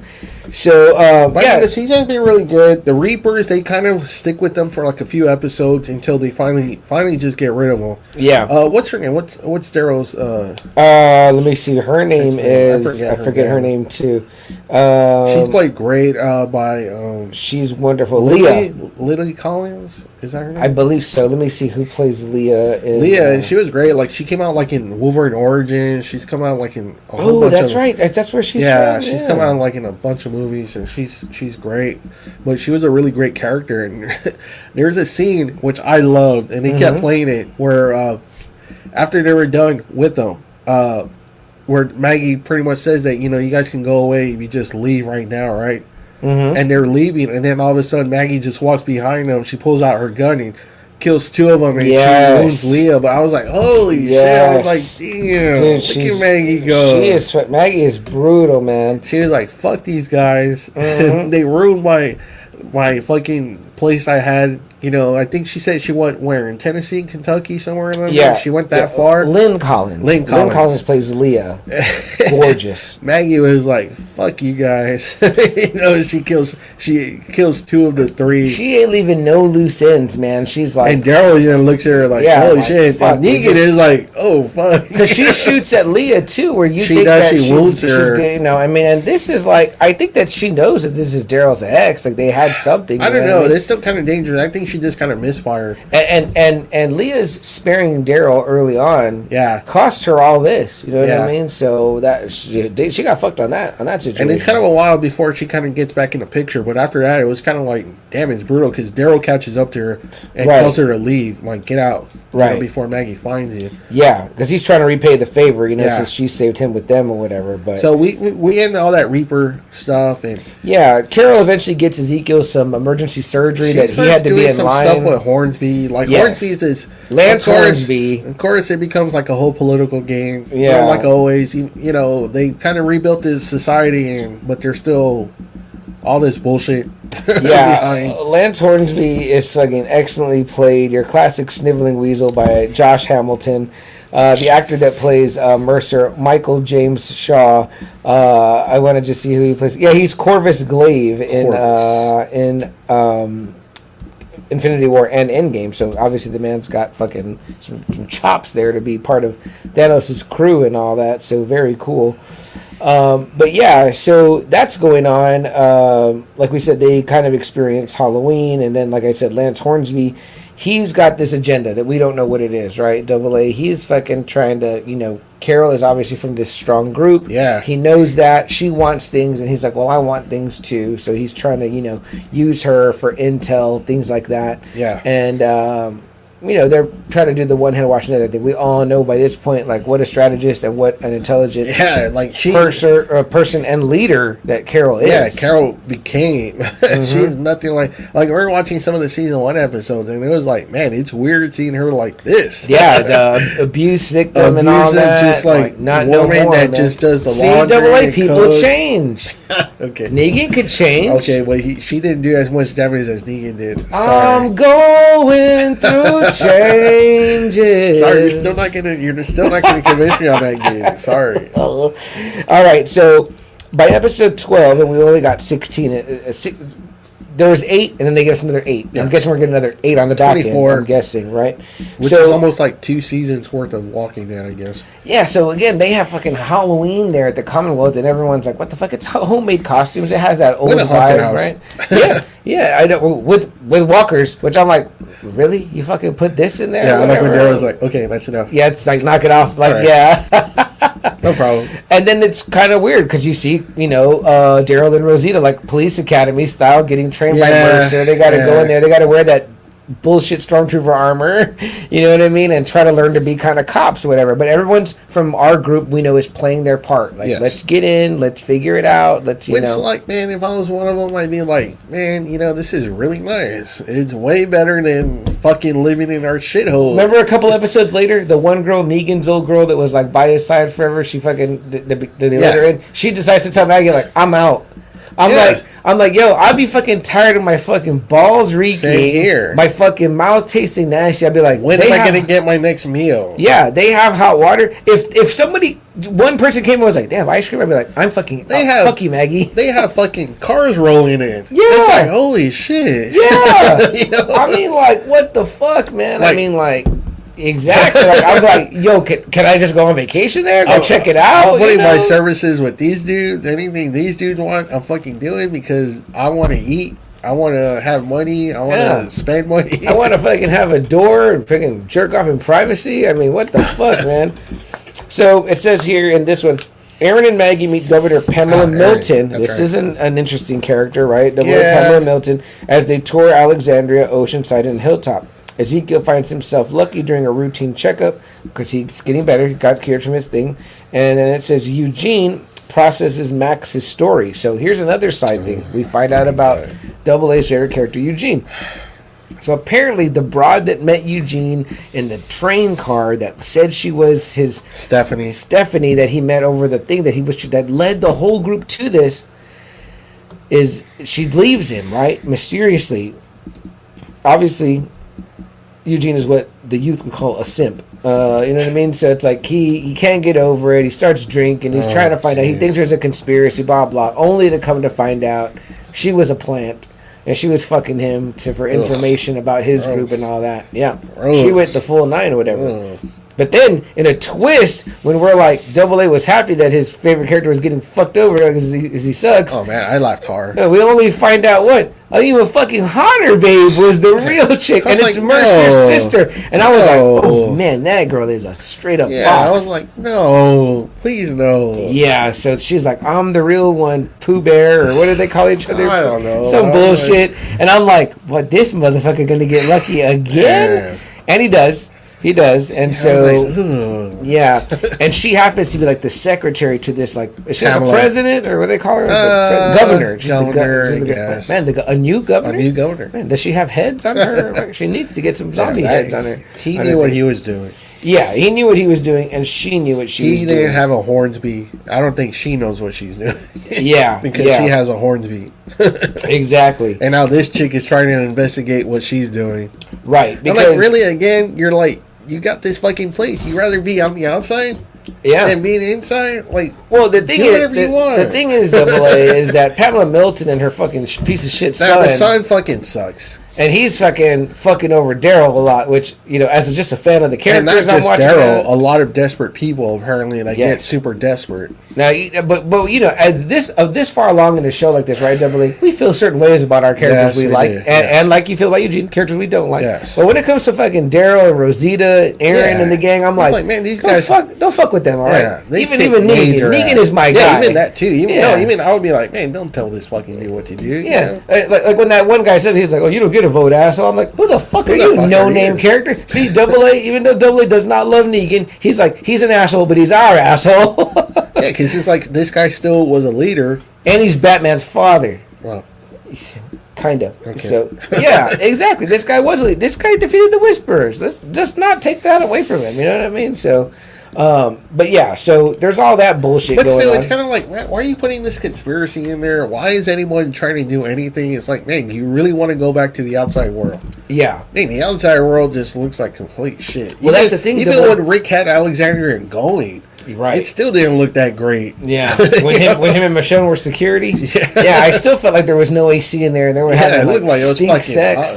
I was like, oof, man, I don't know what that's fucking like, hot and stink, you know. So let's see. Corey says, guys, sorry, I gotta go. Look forward to next week, man. Watch Moon Knight, including Wednesdays. Don't worry, Corey. When we do the wrap up on Moon Knight, it's going to cover the entire 6 episodes. So we hope you'll be here for that one. Can't wait to see what happens. Same here. He says, good night, Corey. We appreciate you being in tonight, buddy. Here in the comments, hanging out with us. But yeah, Dylan. So there's this plot because obviously the top government officials of this Commonwealth are pieces of shit. So of course they are. In this episode, it's like no one learned the lesson. Exactly, I know. Well, they're trying to do things the old way. They're using money. That's what I'm saying. It's like, really? Yeah. When there's money, there will be social status or whatever. So in this episode called Warlords, episode 13, it that's says a good one. Maggie, Lydia, and Elijah. Lydia, there you go. Yeah, Lydia, that's her name, Alpha's daughter. Help a stranger from another community called Riverbend. They run into Aaron, who tells them about a mission he embarked on with Gabriel as emissaries for the Commonwealth. Yep. That's where they learn about that bullshit. That had Michael Biehn in that one. Yeah. I think we also missed, we kind of glazed over, but the death of, what's his name, Alden. Alden does get killed at one point. Oh, yeah. That happens. Yeah.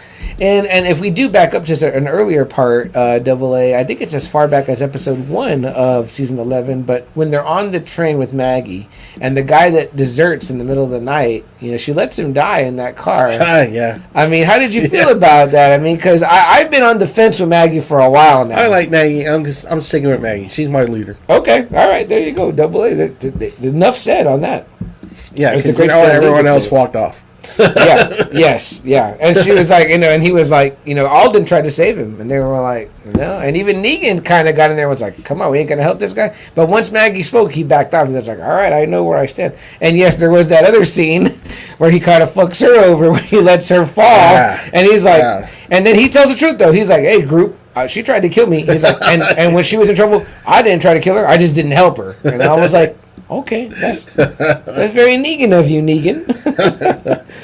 So in this next episode, it says here, Maggie, Lydia, and Elijah help Aaron and Gabriel on a rescue mission. In the chaos, Negan finds himself watching over Herschel. Sebastian coerces Daryl and Rosita into pulling a heist. Yeah. This kind of reminded me of the Zack Snyder one almost a little bit. Which one? When they pay Batista's group to get the money in the casino in the middle of the zombie-fied Las Vegas. Army of the Dead. Yeah, it was kind of like... Zombie... Yeah. It was something, but I was like, really? You're going to go that plot? They just went right to there. Like, go to the city or the subdivision. And, the house that has the money. Yeah, they're like, hey, we had zombies too. We already got zombies. So, I can think about that. But, yeah, it is the... I told my wife that. I told my wife that. I was like, hey, it's kind of like that movie that you saw. I totally didn't make that fucking connection. So right now, that's very good though. But of course, Daryl and Rosita kick major ass. Yeah, they do. And they get this little bitch their money. But then Mercer kind of pulls his first move. He gets pissed, yeah, because he find out that Daryl and Rosita are not the first people that he's paid to do this. Right. Or, I guess, forgive whatever debts they have. Apparently, he's been using people that are super desperate or in need of help. Yeah. Okay, well, if you do this mission, I'll forgive it. And a few of them have died, apparently. Yeah. And they tell Mercer this, and Mercer gets fucking pissed, and he kills the two dudes that are Sebastian's, like, personal guards, and they're dirty too as fuck. And Mercer throughout the series is a guy that like follows rules, and he's kind of telling everyone because he's like, it's a good spot. He thinks like you. He's like, look, do you want to like not eat? Do you want? Like, he's like, I'm about protecting this community, and I'm about protecting like y'all. His sister, those people. What I mean, like, even though him and her bicker, but like I love the beginning. You go back to like when. Him and Ezekiel are first kind of confronting each other. Ezekiel realizes he's the guy in charge, right? Yeah. He starts going through his little like, I got you broken down, and he's like, some beat cop, blah blah. So at the very end, when they're finally going to get into the Commonwealth, he's like, you're about to be led in through by a beat cop, and then he's like, I went to West Point, asshole. I'm like, man, fucking like so great that exchange with him and fucking Mercer and Ezekiel. I love that shit. But yeah, so now we kind of see like, oh, maybe Mercer could be on our guy's side because he's kind of conflicted because first off, he knows that dude is dirty. Obviously, that's Sebastian. I mean, that's just fucked up. Fuck that dude. He's your classic fucking. Every guy you've ever hated from every Weasel fucking movie. Give me a Weasel double A. The what's his name? The little bitch from fucking Green Mile. The one that Percy. Percy. He's Percy. Stegman from Payback. Have you ever seen that Mel Gibson movie? Stegman from Payback. Fucking great one. I mean, like, he's that little bitch. Even Hornsby's not that much of a bitch. No. This guy is the true sorry fuck of the thing, and it's like, but he's the son of the fucking governor. And that's the thing. Mercer now is kind of like.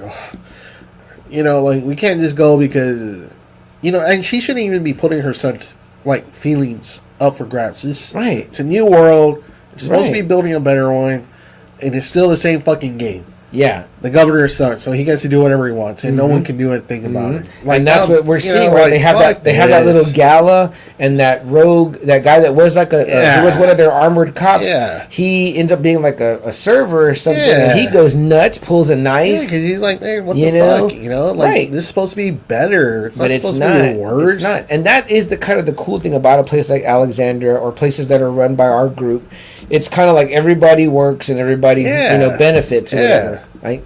Which is kind of communist in a way when you think about it. When it's something when you don't have shit, when you don't have shit to spread out, right? Like, this is still following the same world that we're living in. The governor, her son, and Hornsby, and it's kind of like you got to go through channels. It's kind of like, what the fuck? I don't want to say a bold statement here, Double A, but could I say this, that communism is bad, but when there's zombies, communism might be okay. Yeah, it could be good. I don't know. And even like the doctors, it's kind of like, oh, this guy has more money, so he gets to be in front. It's kind of like, oh, I wanted to ask you that, Double A, right? Because so Yumiko decides to stay because she sees her brother, right? Which she blows his cover. She blows his cover, and he tells her at one point, like, I don't want to do, because he's working in like a cake shop or something. And he's happy. He's a baker. But he's a surgeon. Has a surgeon's skills. And like, they don't really ever show like where it flips. He just is suddenly a surgeon. Well, no, there is an episode because she keeps fucking blathering it like loud. And there's an episode where they're having like tea or lunch, and they grab him. Oh, I didn't remember that. Yeah, they grab his ass, and you're like, oh shit, are they going to kill him? And then the next episode you see, he's a fucking doctor. Again. Oh man, that fucking bitch sister. Yeah. Like, she just couldn't keep her fucking trap shut. Yeah. I mean, there is something to say. Like, this guy obviously doesn't feel like with great power comes great responsibility. Because I'm like, not anymore, for sure. But I just mean, like, damn, kind of shitty of you. Like, you let people die because you didn't want to do your job that you at one time learned to do. But I get it. If he never wanted to do that to begin with, because maybe the parents... Which he said they did. They forced him into it. Right. So, interesting. He's like, I got a second chance. I'm going to be a fucking baker. I'm happy. Right. Right. The world is over. You know what I mean? Like, fuck, Okay, so second to last episode, this is just what the recap says here. It says, Hornsby marches Daryl and troops to confront Maggie at Hilltop. So now we're kind of back to the beginning of the season. Yeah. After a harrowing heist, Rosita gets Connie, Kelly, Eugene, and Max to investigate the Miltons. Ezekiel helps hospital patients in need. Yeah, so that's going on now, right? Like, we know that there's this waiting list process for hospital needs. Ezekiel obviously got help because Carol curried some favors, but Ezekiel, being the guy he is like, I bet if we run this little side hospital out of like a vet clinic, we could help a lot more people if I have someone who would help me, which is Yumiko's brother. So he's getting people care faster, more often. He's kind of running like almost like a ER, you know what I mean? Like, you know, so that's kind of cool, you know what I mean? There's always those aspects about certain characters that makes them more, you know, likable and endeared to. There's also a cool scene during the Halloween episode where I think who's Jerry? Ezekiel's guy Jerry, his kid dresses like a tiger or whatever, and they happen to love. He lets them use Shiva's collar, and then eventually, you know, Ezekiel gives it to them, and it's kind of like a cool callback to Ezekiel. I always liked Ezekiel. Yeah, great character, especially since our moment at, you know, Dallas, me and Ezekiel, and he was telling me off, you know, that I was dressed wrong. I was like, I'm happy to be told off by you, King Ezekiel. Very fucking cool.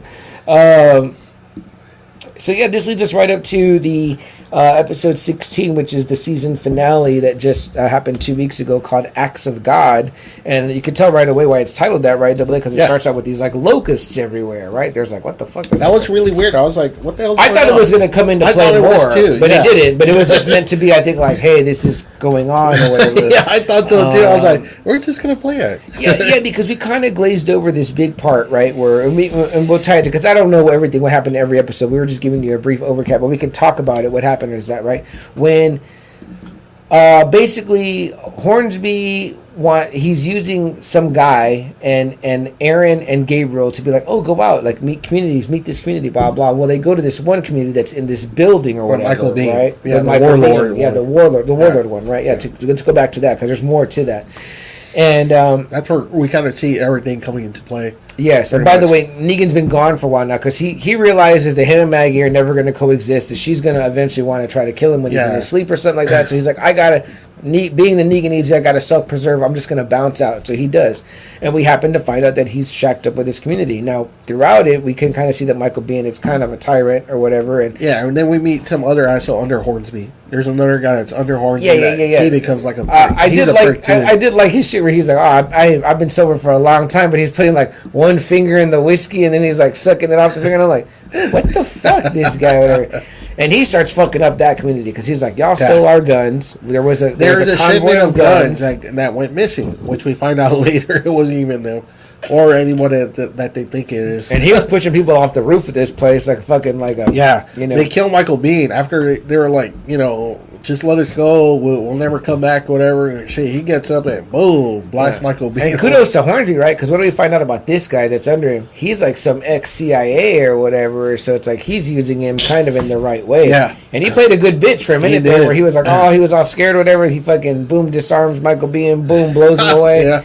And he didn't have fucking zombie heads in jars, but he had some skulls all his wall. Yeah. And he's going through some speech about how these are the people that fucking tried to play with them, play games with them and shit. And so now Aaron and Gabriel are like, what the fuck, man? Like, what's going on? And he's like, no, we're not here for that. We're here for the guns. We're not here for that. Yeah, we're going to kill everyone until we find out whose guns we have. And we know that Aaron and Gabriel ain't about that. So they're like, what the fuck? You know, so they're like, all right. So they kind of stray off. And that's when I think they get into some trouble, though, because they're trying to help people, and they run into Negan. Yes, and you're like, holy shit! And you find out he's with someone that's carrying his child. Yeah, you're like, oh, what the fuck? And then he later on says they're married. So not only is Negan married, but he's married now with children. Completely different in the comics. Yeah, completely different. Yeah, where he stays by himself. He stays about his hoeing. You know, that's some horror. Yeah. But this is kind of a cool twist for the character, which is kind of what I alluded to earlier, mentioning the Isle of the Dead show. Like, damn, where's it gonna go? Right? Is she gonna die? Is his kid gonna die? Because that gives a different dynamic. It really does too. Yeah, which will hopefully make Double A a fan by that time, maybe. No, not even that. All right, let's keep trying with this guy. We're getting nowhere.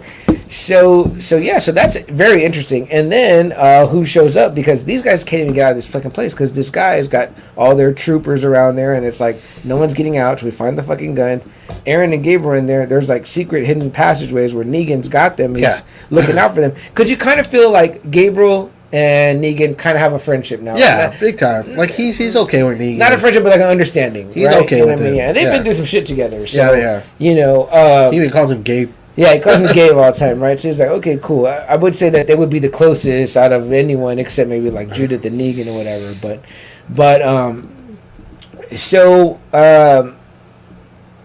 He's hiding them now because they're pretty much like, well, y'all know something or y'all did something or whatever, Aaron and Gabriel. So they're like, fuck, what are we going to do? And then Maggie shows up, right? Then Maggie shows up, whatever. Because of the previous episode that episode where the guy came with the map. Right. So yeah. It's doing a little bit of that, like backstory telling, like something happens and then he kind of backstory us and tell us. And so then it's cool because you kind of feel like, oh, thank goodness, like they're going to be okay, whatever. And Maggie gets to meet Negan's wife, and they have some exchanges, and it's kind of interesting. And she's like, Negan's new wife says something, AA, that you might want to think about, which is that we've all done shit in this world that is not good. You know what I mean? Okay, but Negan did shit to her personally. Hey, Maggie, Carol shot 2 little girls in the head in the back, and you're still cool with her? Yeah. I want to toast with you. Damn it, just to find out his back, baby, and disagreeing at all. Fuck Negan. So carry us through this one, though. Like, what happens next? They get out of this place, right? Yeah, they get out. They end up fucking killing that dude, the CIA guy. Fuck that guy. They shoot him just enough where he survives the fall, and then the zombies come alive and eat his ass. That's pretty funny. That was pretty funny. That was pretty great, man. It's good.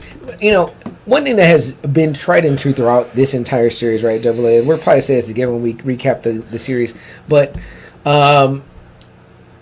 the fucking makeup and the zombies are like the best looking, man. That's always been top when notch. they get to go for a feast, man, they really are like you're like, oh fucking shit, man. And it's kind of consistent through the show where they're like, the worst way to die in this world is by them. Yeah. So you're like, when you see someone really getting like becoming a buffet, you're like, holy fuck, that's not good. Yeah. So yeah, man, really, really good death for that piece of shit guy. Yeah.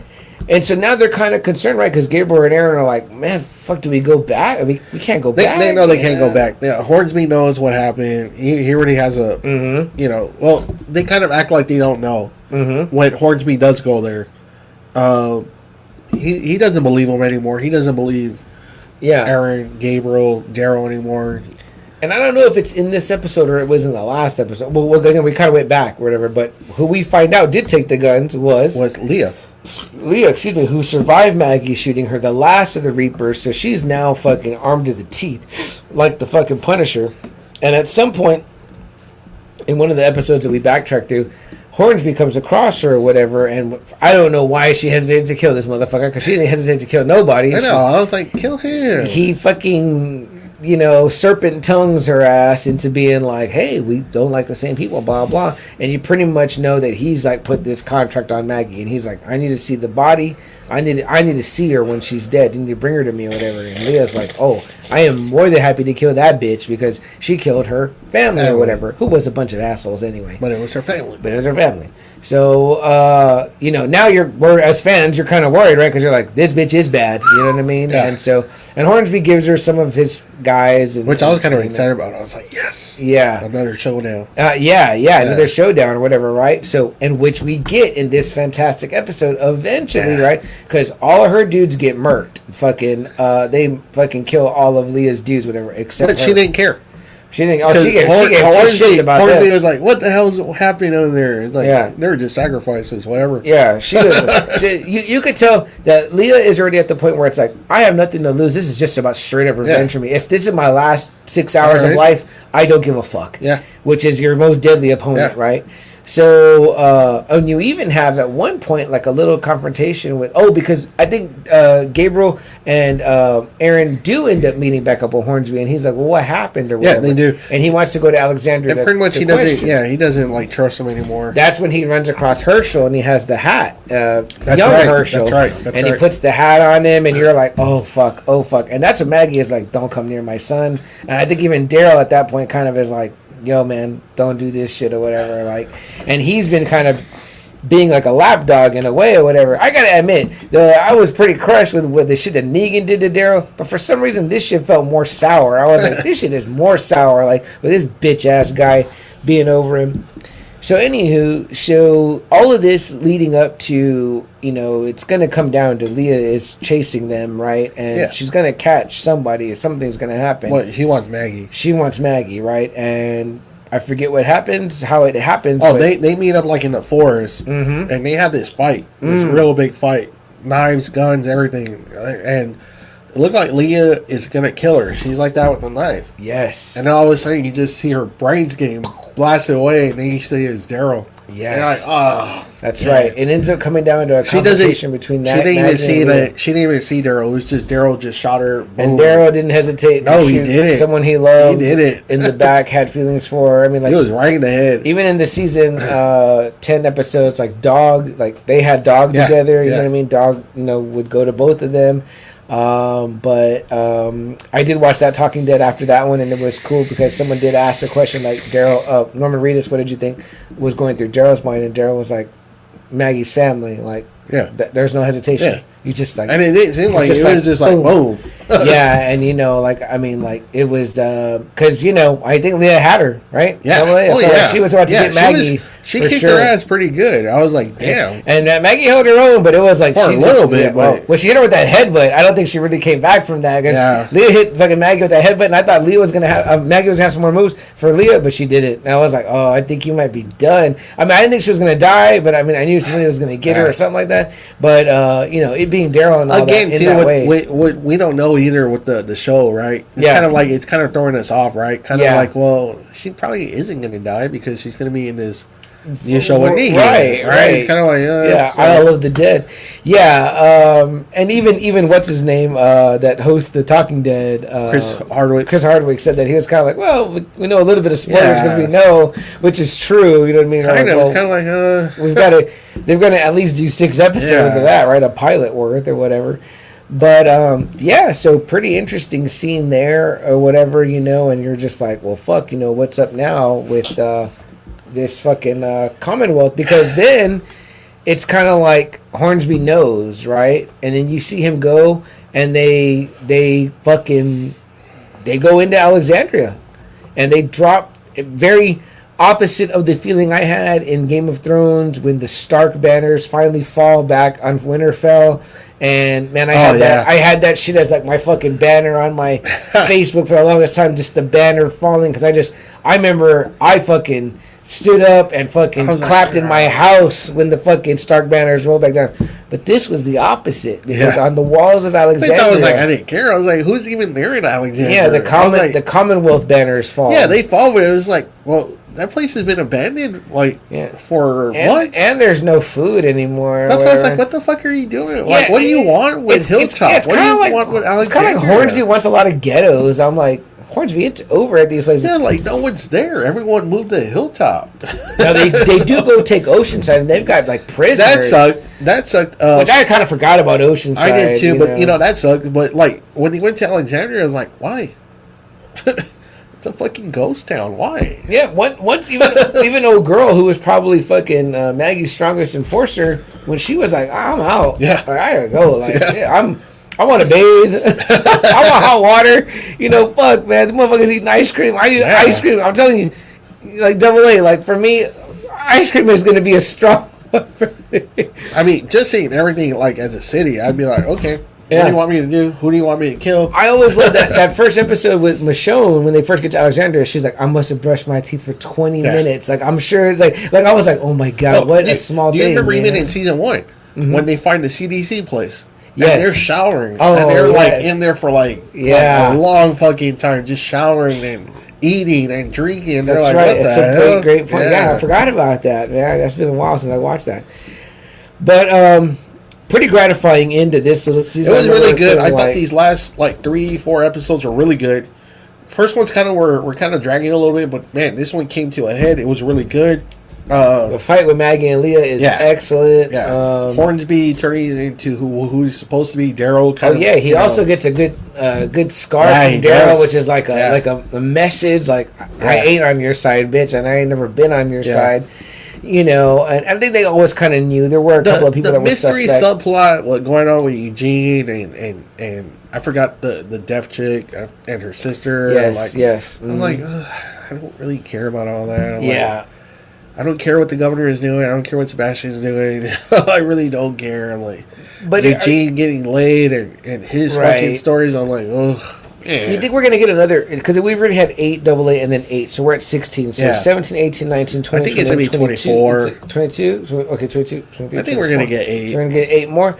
I mean, for me, I'm fine with it because it's more Walking Dead and it's the last of this one, No, but I mean, it's like the plot. It's like, really, like, we've been dealing with zombies and crazy leaders and all this, and now we're having a mystery about...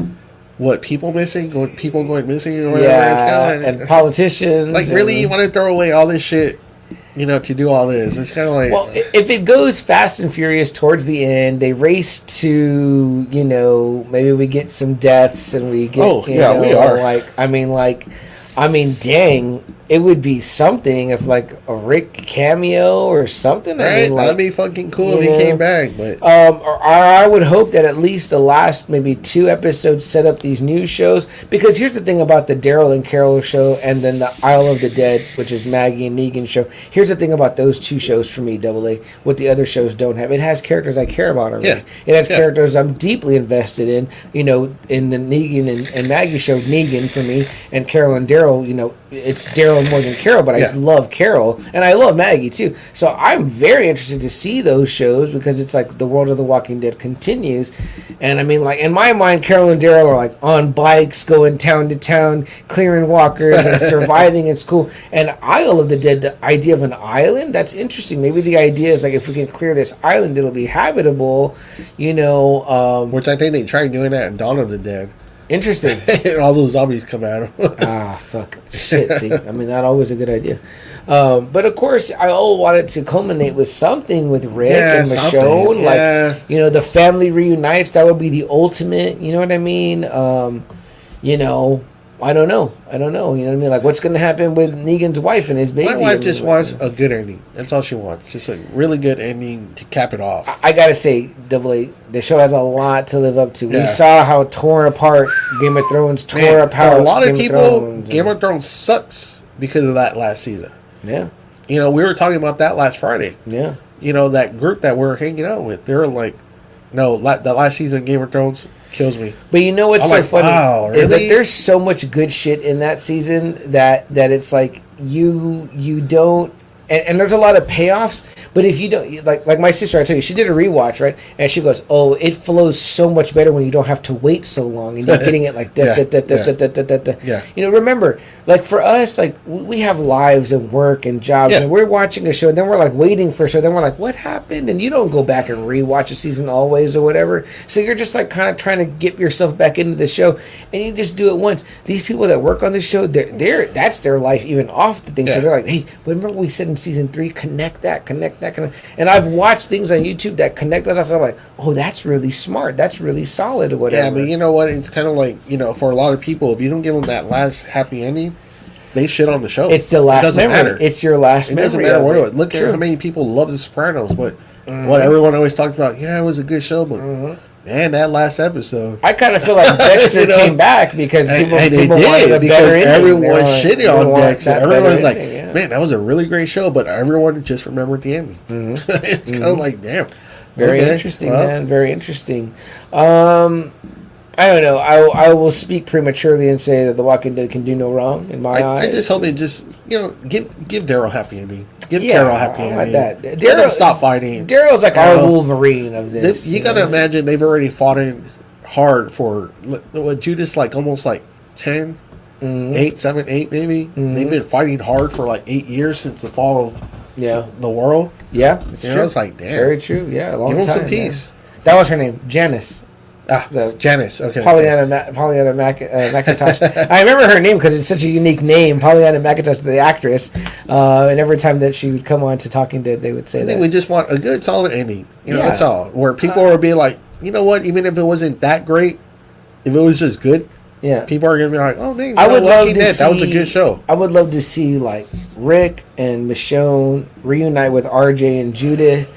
Maybe Rick and Daryl embrace. That's Carol what I'm saying. and Michonne, just give them that happy ending. It doesn't need to be necessarily a happy ending for Negan with them, with that group, but he could maybe go on his own way with maybe the new wife. For a lot of people, he didn't get rehabilitated.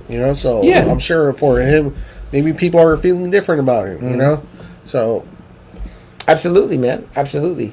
Well, shit, what do you say, Double A? Final thoughts on The Walking Dead Season 11? I like this so far. Part 1 and Part 2. I've liked this so far. I know they're really trying to build up this thing with the Commonwealth. Mm-hmm. Just hopefully it works out at the end. We didn't talk at all about this, but it was like, I thought it was kind of neat, but like early on when Princess first saw Mercer, she was like, that's a fine man right there. She was like, and then she realizes her dream. She makes it happen. Yeah. So that's kind of cool. I like them as a couple. Yeah. My sister, who's catching up, she just got to episode 1 of season 11, was like, I like Princess a lot. I think she's a cool character. And I was like, yeah, I like Princess a lot too. I like when she helps, Mercer. I haven't really seen enough of her to like really be invested in her. Yeah. So I think the Latina thing helps me. So I'm like, that's cool. I like her. Like I said, she's fine. She's a fine character, but it's just like, I don't know. Like I feel like closer to like a Lydia than I do with her right now. Oh, interesting. Because I feel like we see Lydia a lot. Okay. A lot. Okay. Like Princess is kind of like it's like skips episodes. Yeah, and you only see her for like a few minutes, and it's kind of like, okay, well, like she's cool. If she died, that would suck, but I'm not gonna be like, maybe they give her and Mercer a show and call it like Yacht of the Dead. Yeah. There's always a chance. Mercer needs to take over Commonwealth, though. He needs to take over Commonwealth. Fuck yeah! That would be pimp, man. Dude, that's a great idea, Double A. I like that. Sebastian, get rid of fucking the governor. Yeah. There's no money. Everyone equal work for equal. Just do that. Equal shit, just keep it clean. That's it. That's a great idea, though. Because you got to admit, though, it is 50,000 people, so that's a large. It's network. like San Marcos almost. It's a little city like that. Yeah, that's kind of weird. That's like the largest community you've ever seen in The Walking Dead. So you're like, man, what the fuck? And it's like, it's a lot of people to manage and make sure that they have the things we talked about: water, food, ice cream, fucking clean clothes. It's like, what the fuck, schools and shit, right? The kids, Judith and RJ are going to school. Yeah. Like, quit trying to go out to these fucking little rinky-dink communities. Yeah. Fuck it.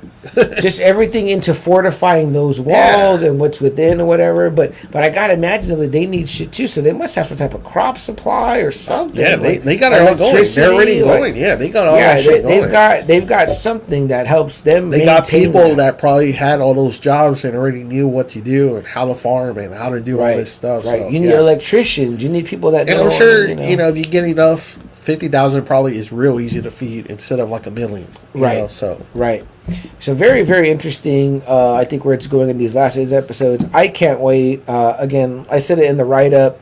Me and Double A, we're huge fans of The Walking Dead. We're with it till the end. We've been with it this whole ride. I don't think I started right at the beginning, but we did. I caught up after it was in 2 seasons, which that first season's like 6 episodes. I watched it on Netflix, and then ever since then I've been there every Sunday. We loved it from the beginning. So for sure, man, I can't wait to see how it all is going to turn out, and we'll be back then to talk more of The Walking Dead in the last. I think it's got to be either 6 or 8 episodes or probably. But it'll be fantastic. I think maybe we'll have Untamable Amy on, maybe Jack on. If he catches up, So I know very few have continued to ride with it till the end. Yeah. We've got huge fans of the comics. Lucky, the Dork Dad, friend of the show. Lucky's a fan of the comics. Rizzo, fan of the comics too. Okay. So I mean, like, I don't know. That's kind of something that we're kind of not, right? It's kind of funny, right? Like, we're not really big on the comics, but we love the show. I tell you what, I own about and we kind of had the same kind of gripes about it. We're kind of like, the art's not that great. The art's not that great. Something that for me and TM is kind of like the art. It has some grapples. And then we were like, the writing's not that great. Which I'm like, wow. Like, in that, I read that first book, the collected book of which is like 6 or 7 issues, I think, and it's a hardcover. It's nice. I have it. I have 1, 2, and 4. I read it too, because I got it from my wife, the first volume, and I was kind of like, and my whole goal with reading it is like I want to get up to the Negan issues because I was like I think I'll like it more then or whatever, and I'm sure like something because even Preacher progressively got better artistically and writing. Preacher grabbed me right away. It did. But if you notice, like Dylan's art does change from how he first drew Cast to how he later drew Cast. But you're right though, the writing is there on that one. But I'm just curious if it gets funny because I like the comics, but I hate it. I didn't really like that show. That show, definitely it was different. Way different. Very different. A lot of shit in that one. But damn man, I can't wait. I can't wait to see the. I can't wait. It sucks that we still have to wait, so it's kind of like we're probably not going to see it again probably until the fall. So yeah.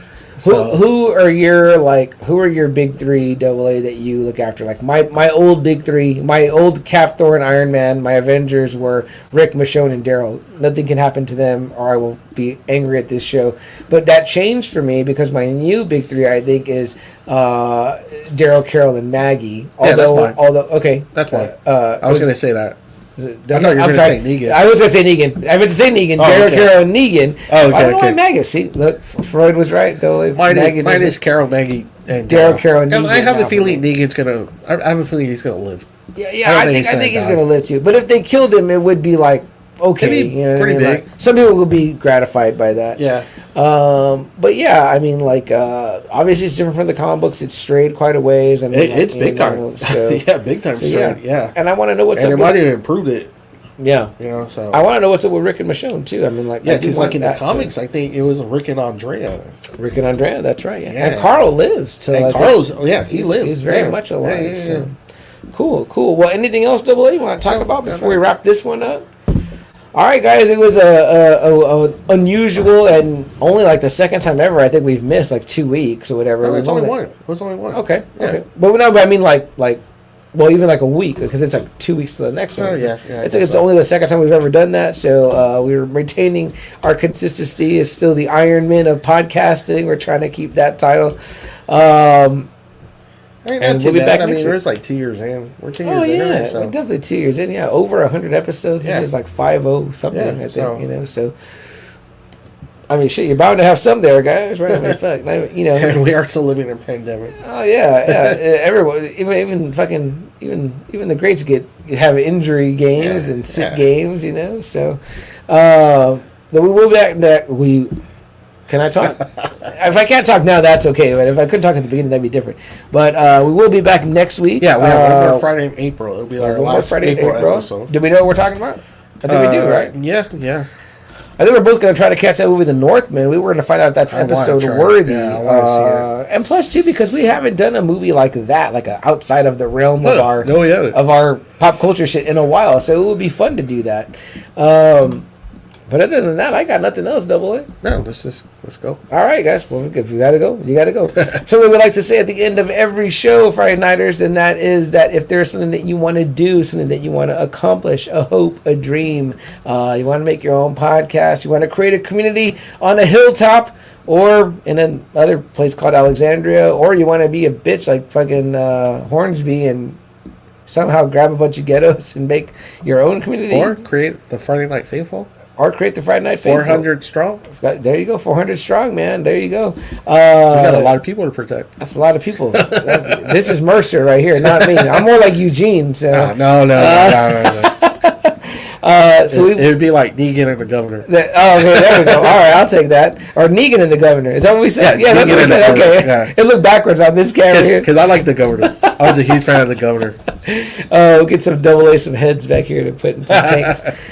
We would say, guys, go do it. Seize the day. Today is the day, man, from one of our favorite movies, The Dead Poets Society, man. Well, that's what they tell them. Carpe diem. Seize the day. There's no time like the present to go out and do whatever it is that thing is that you want to do. Do it. Do it now. Make it happen. And the other thing we say comes from a source much closer to the material that we follow all the time, which is similar. It's kind of the same message or whatever, but Captain Steve Rogers says it in Endgame as they head into the past for the time heist. We got one shot at this. We got to do whatever it takes to make it happen. So us, the leaders of the Friday Night Faithful and the Friday Nighters, Double A, Adamantium Adam, and myself, Sam Chuck, always remind you to seize the day and do whatever it takes. Don't forget, for these ratty winners here, and multi ratty winners for the podcast, we wish you a good night, and we will see you next Friday. Good night.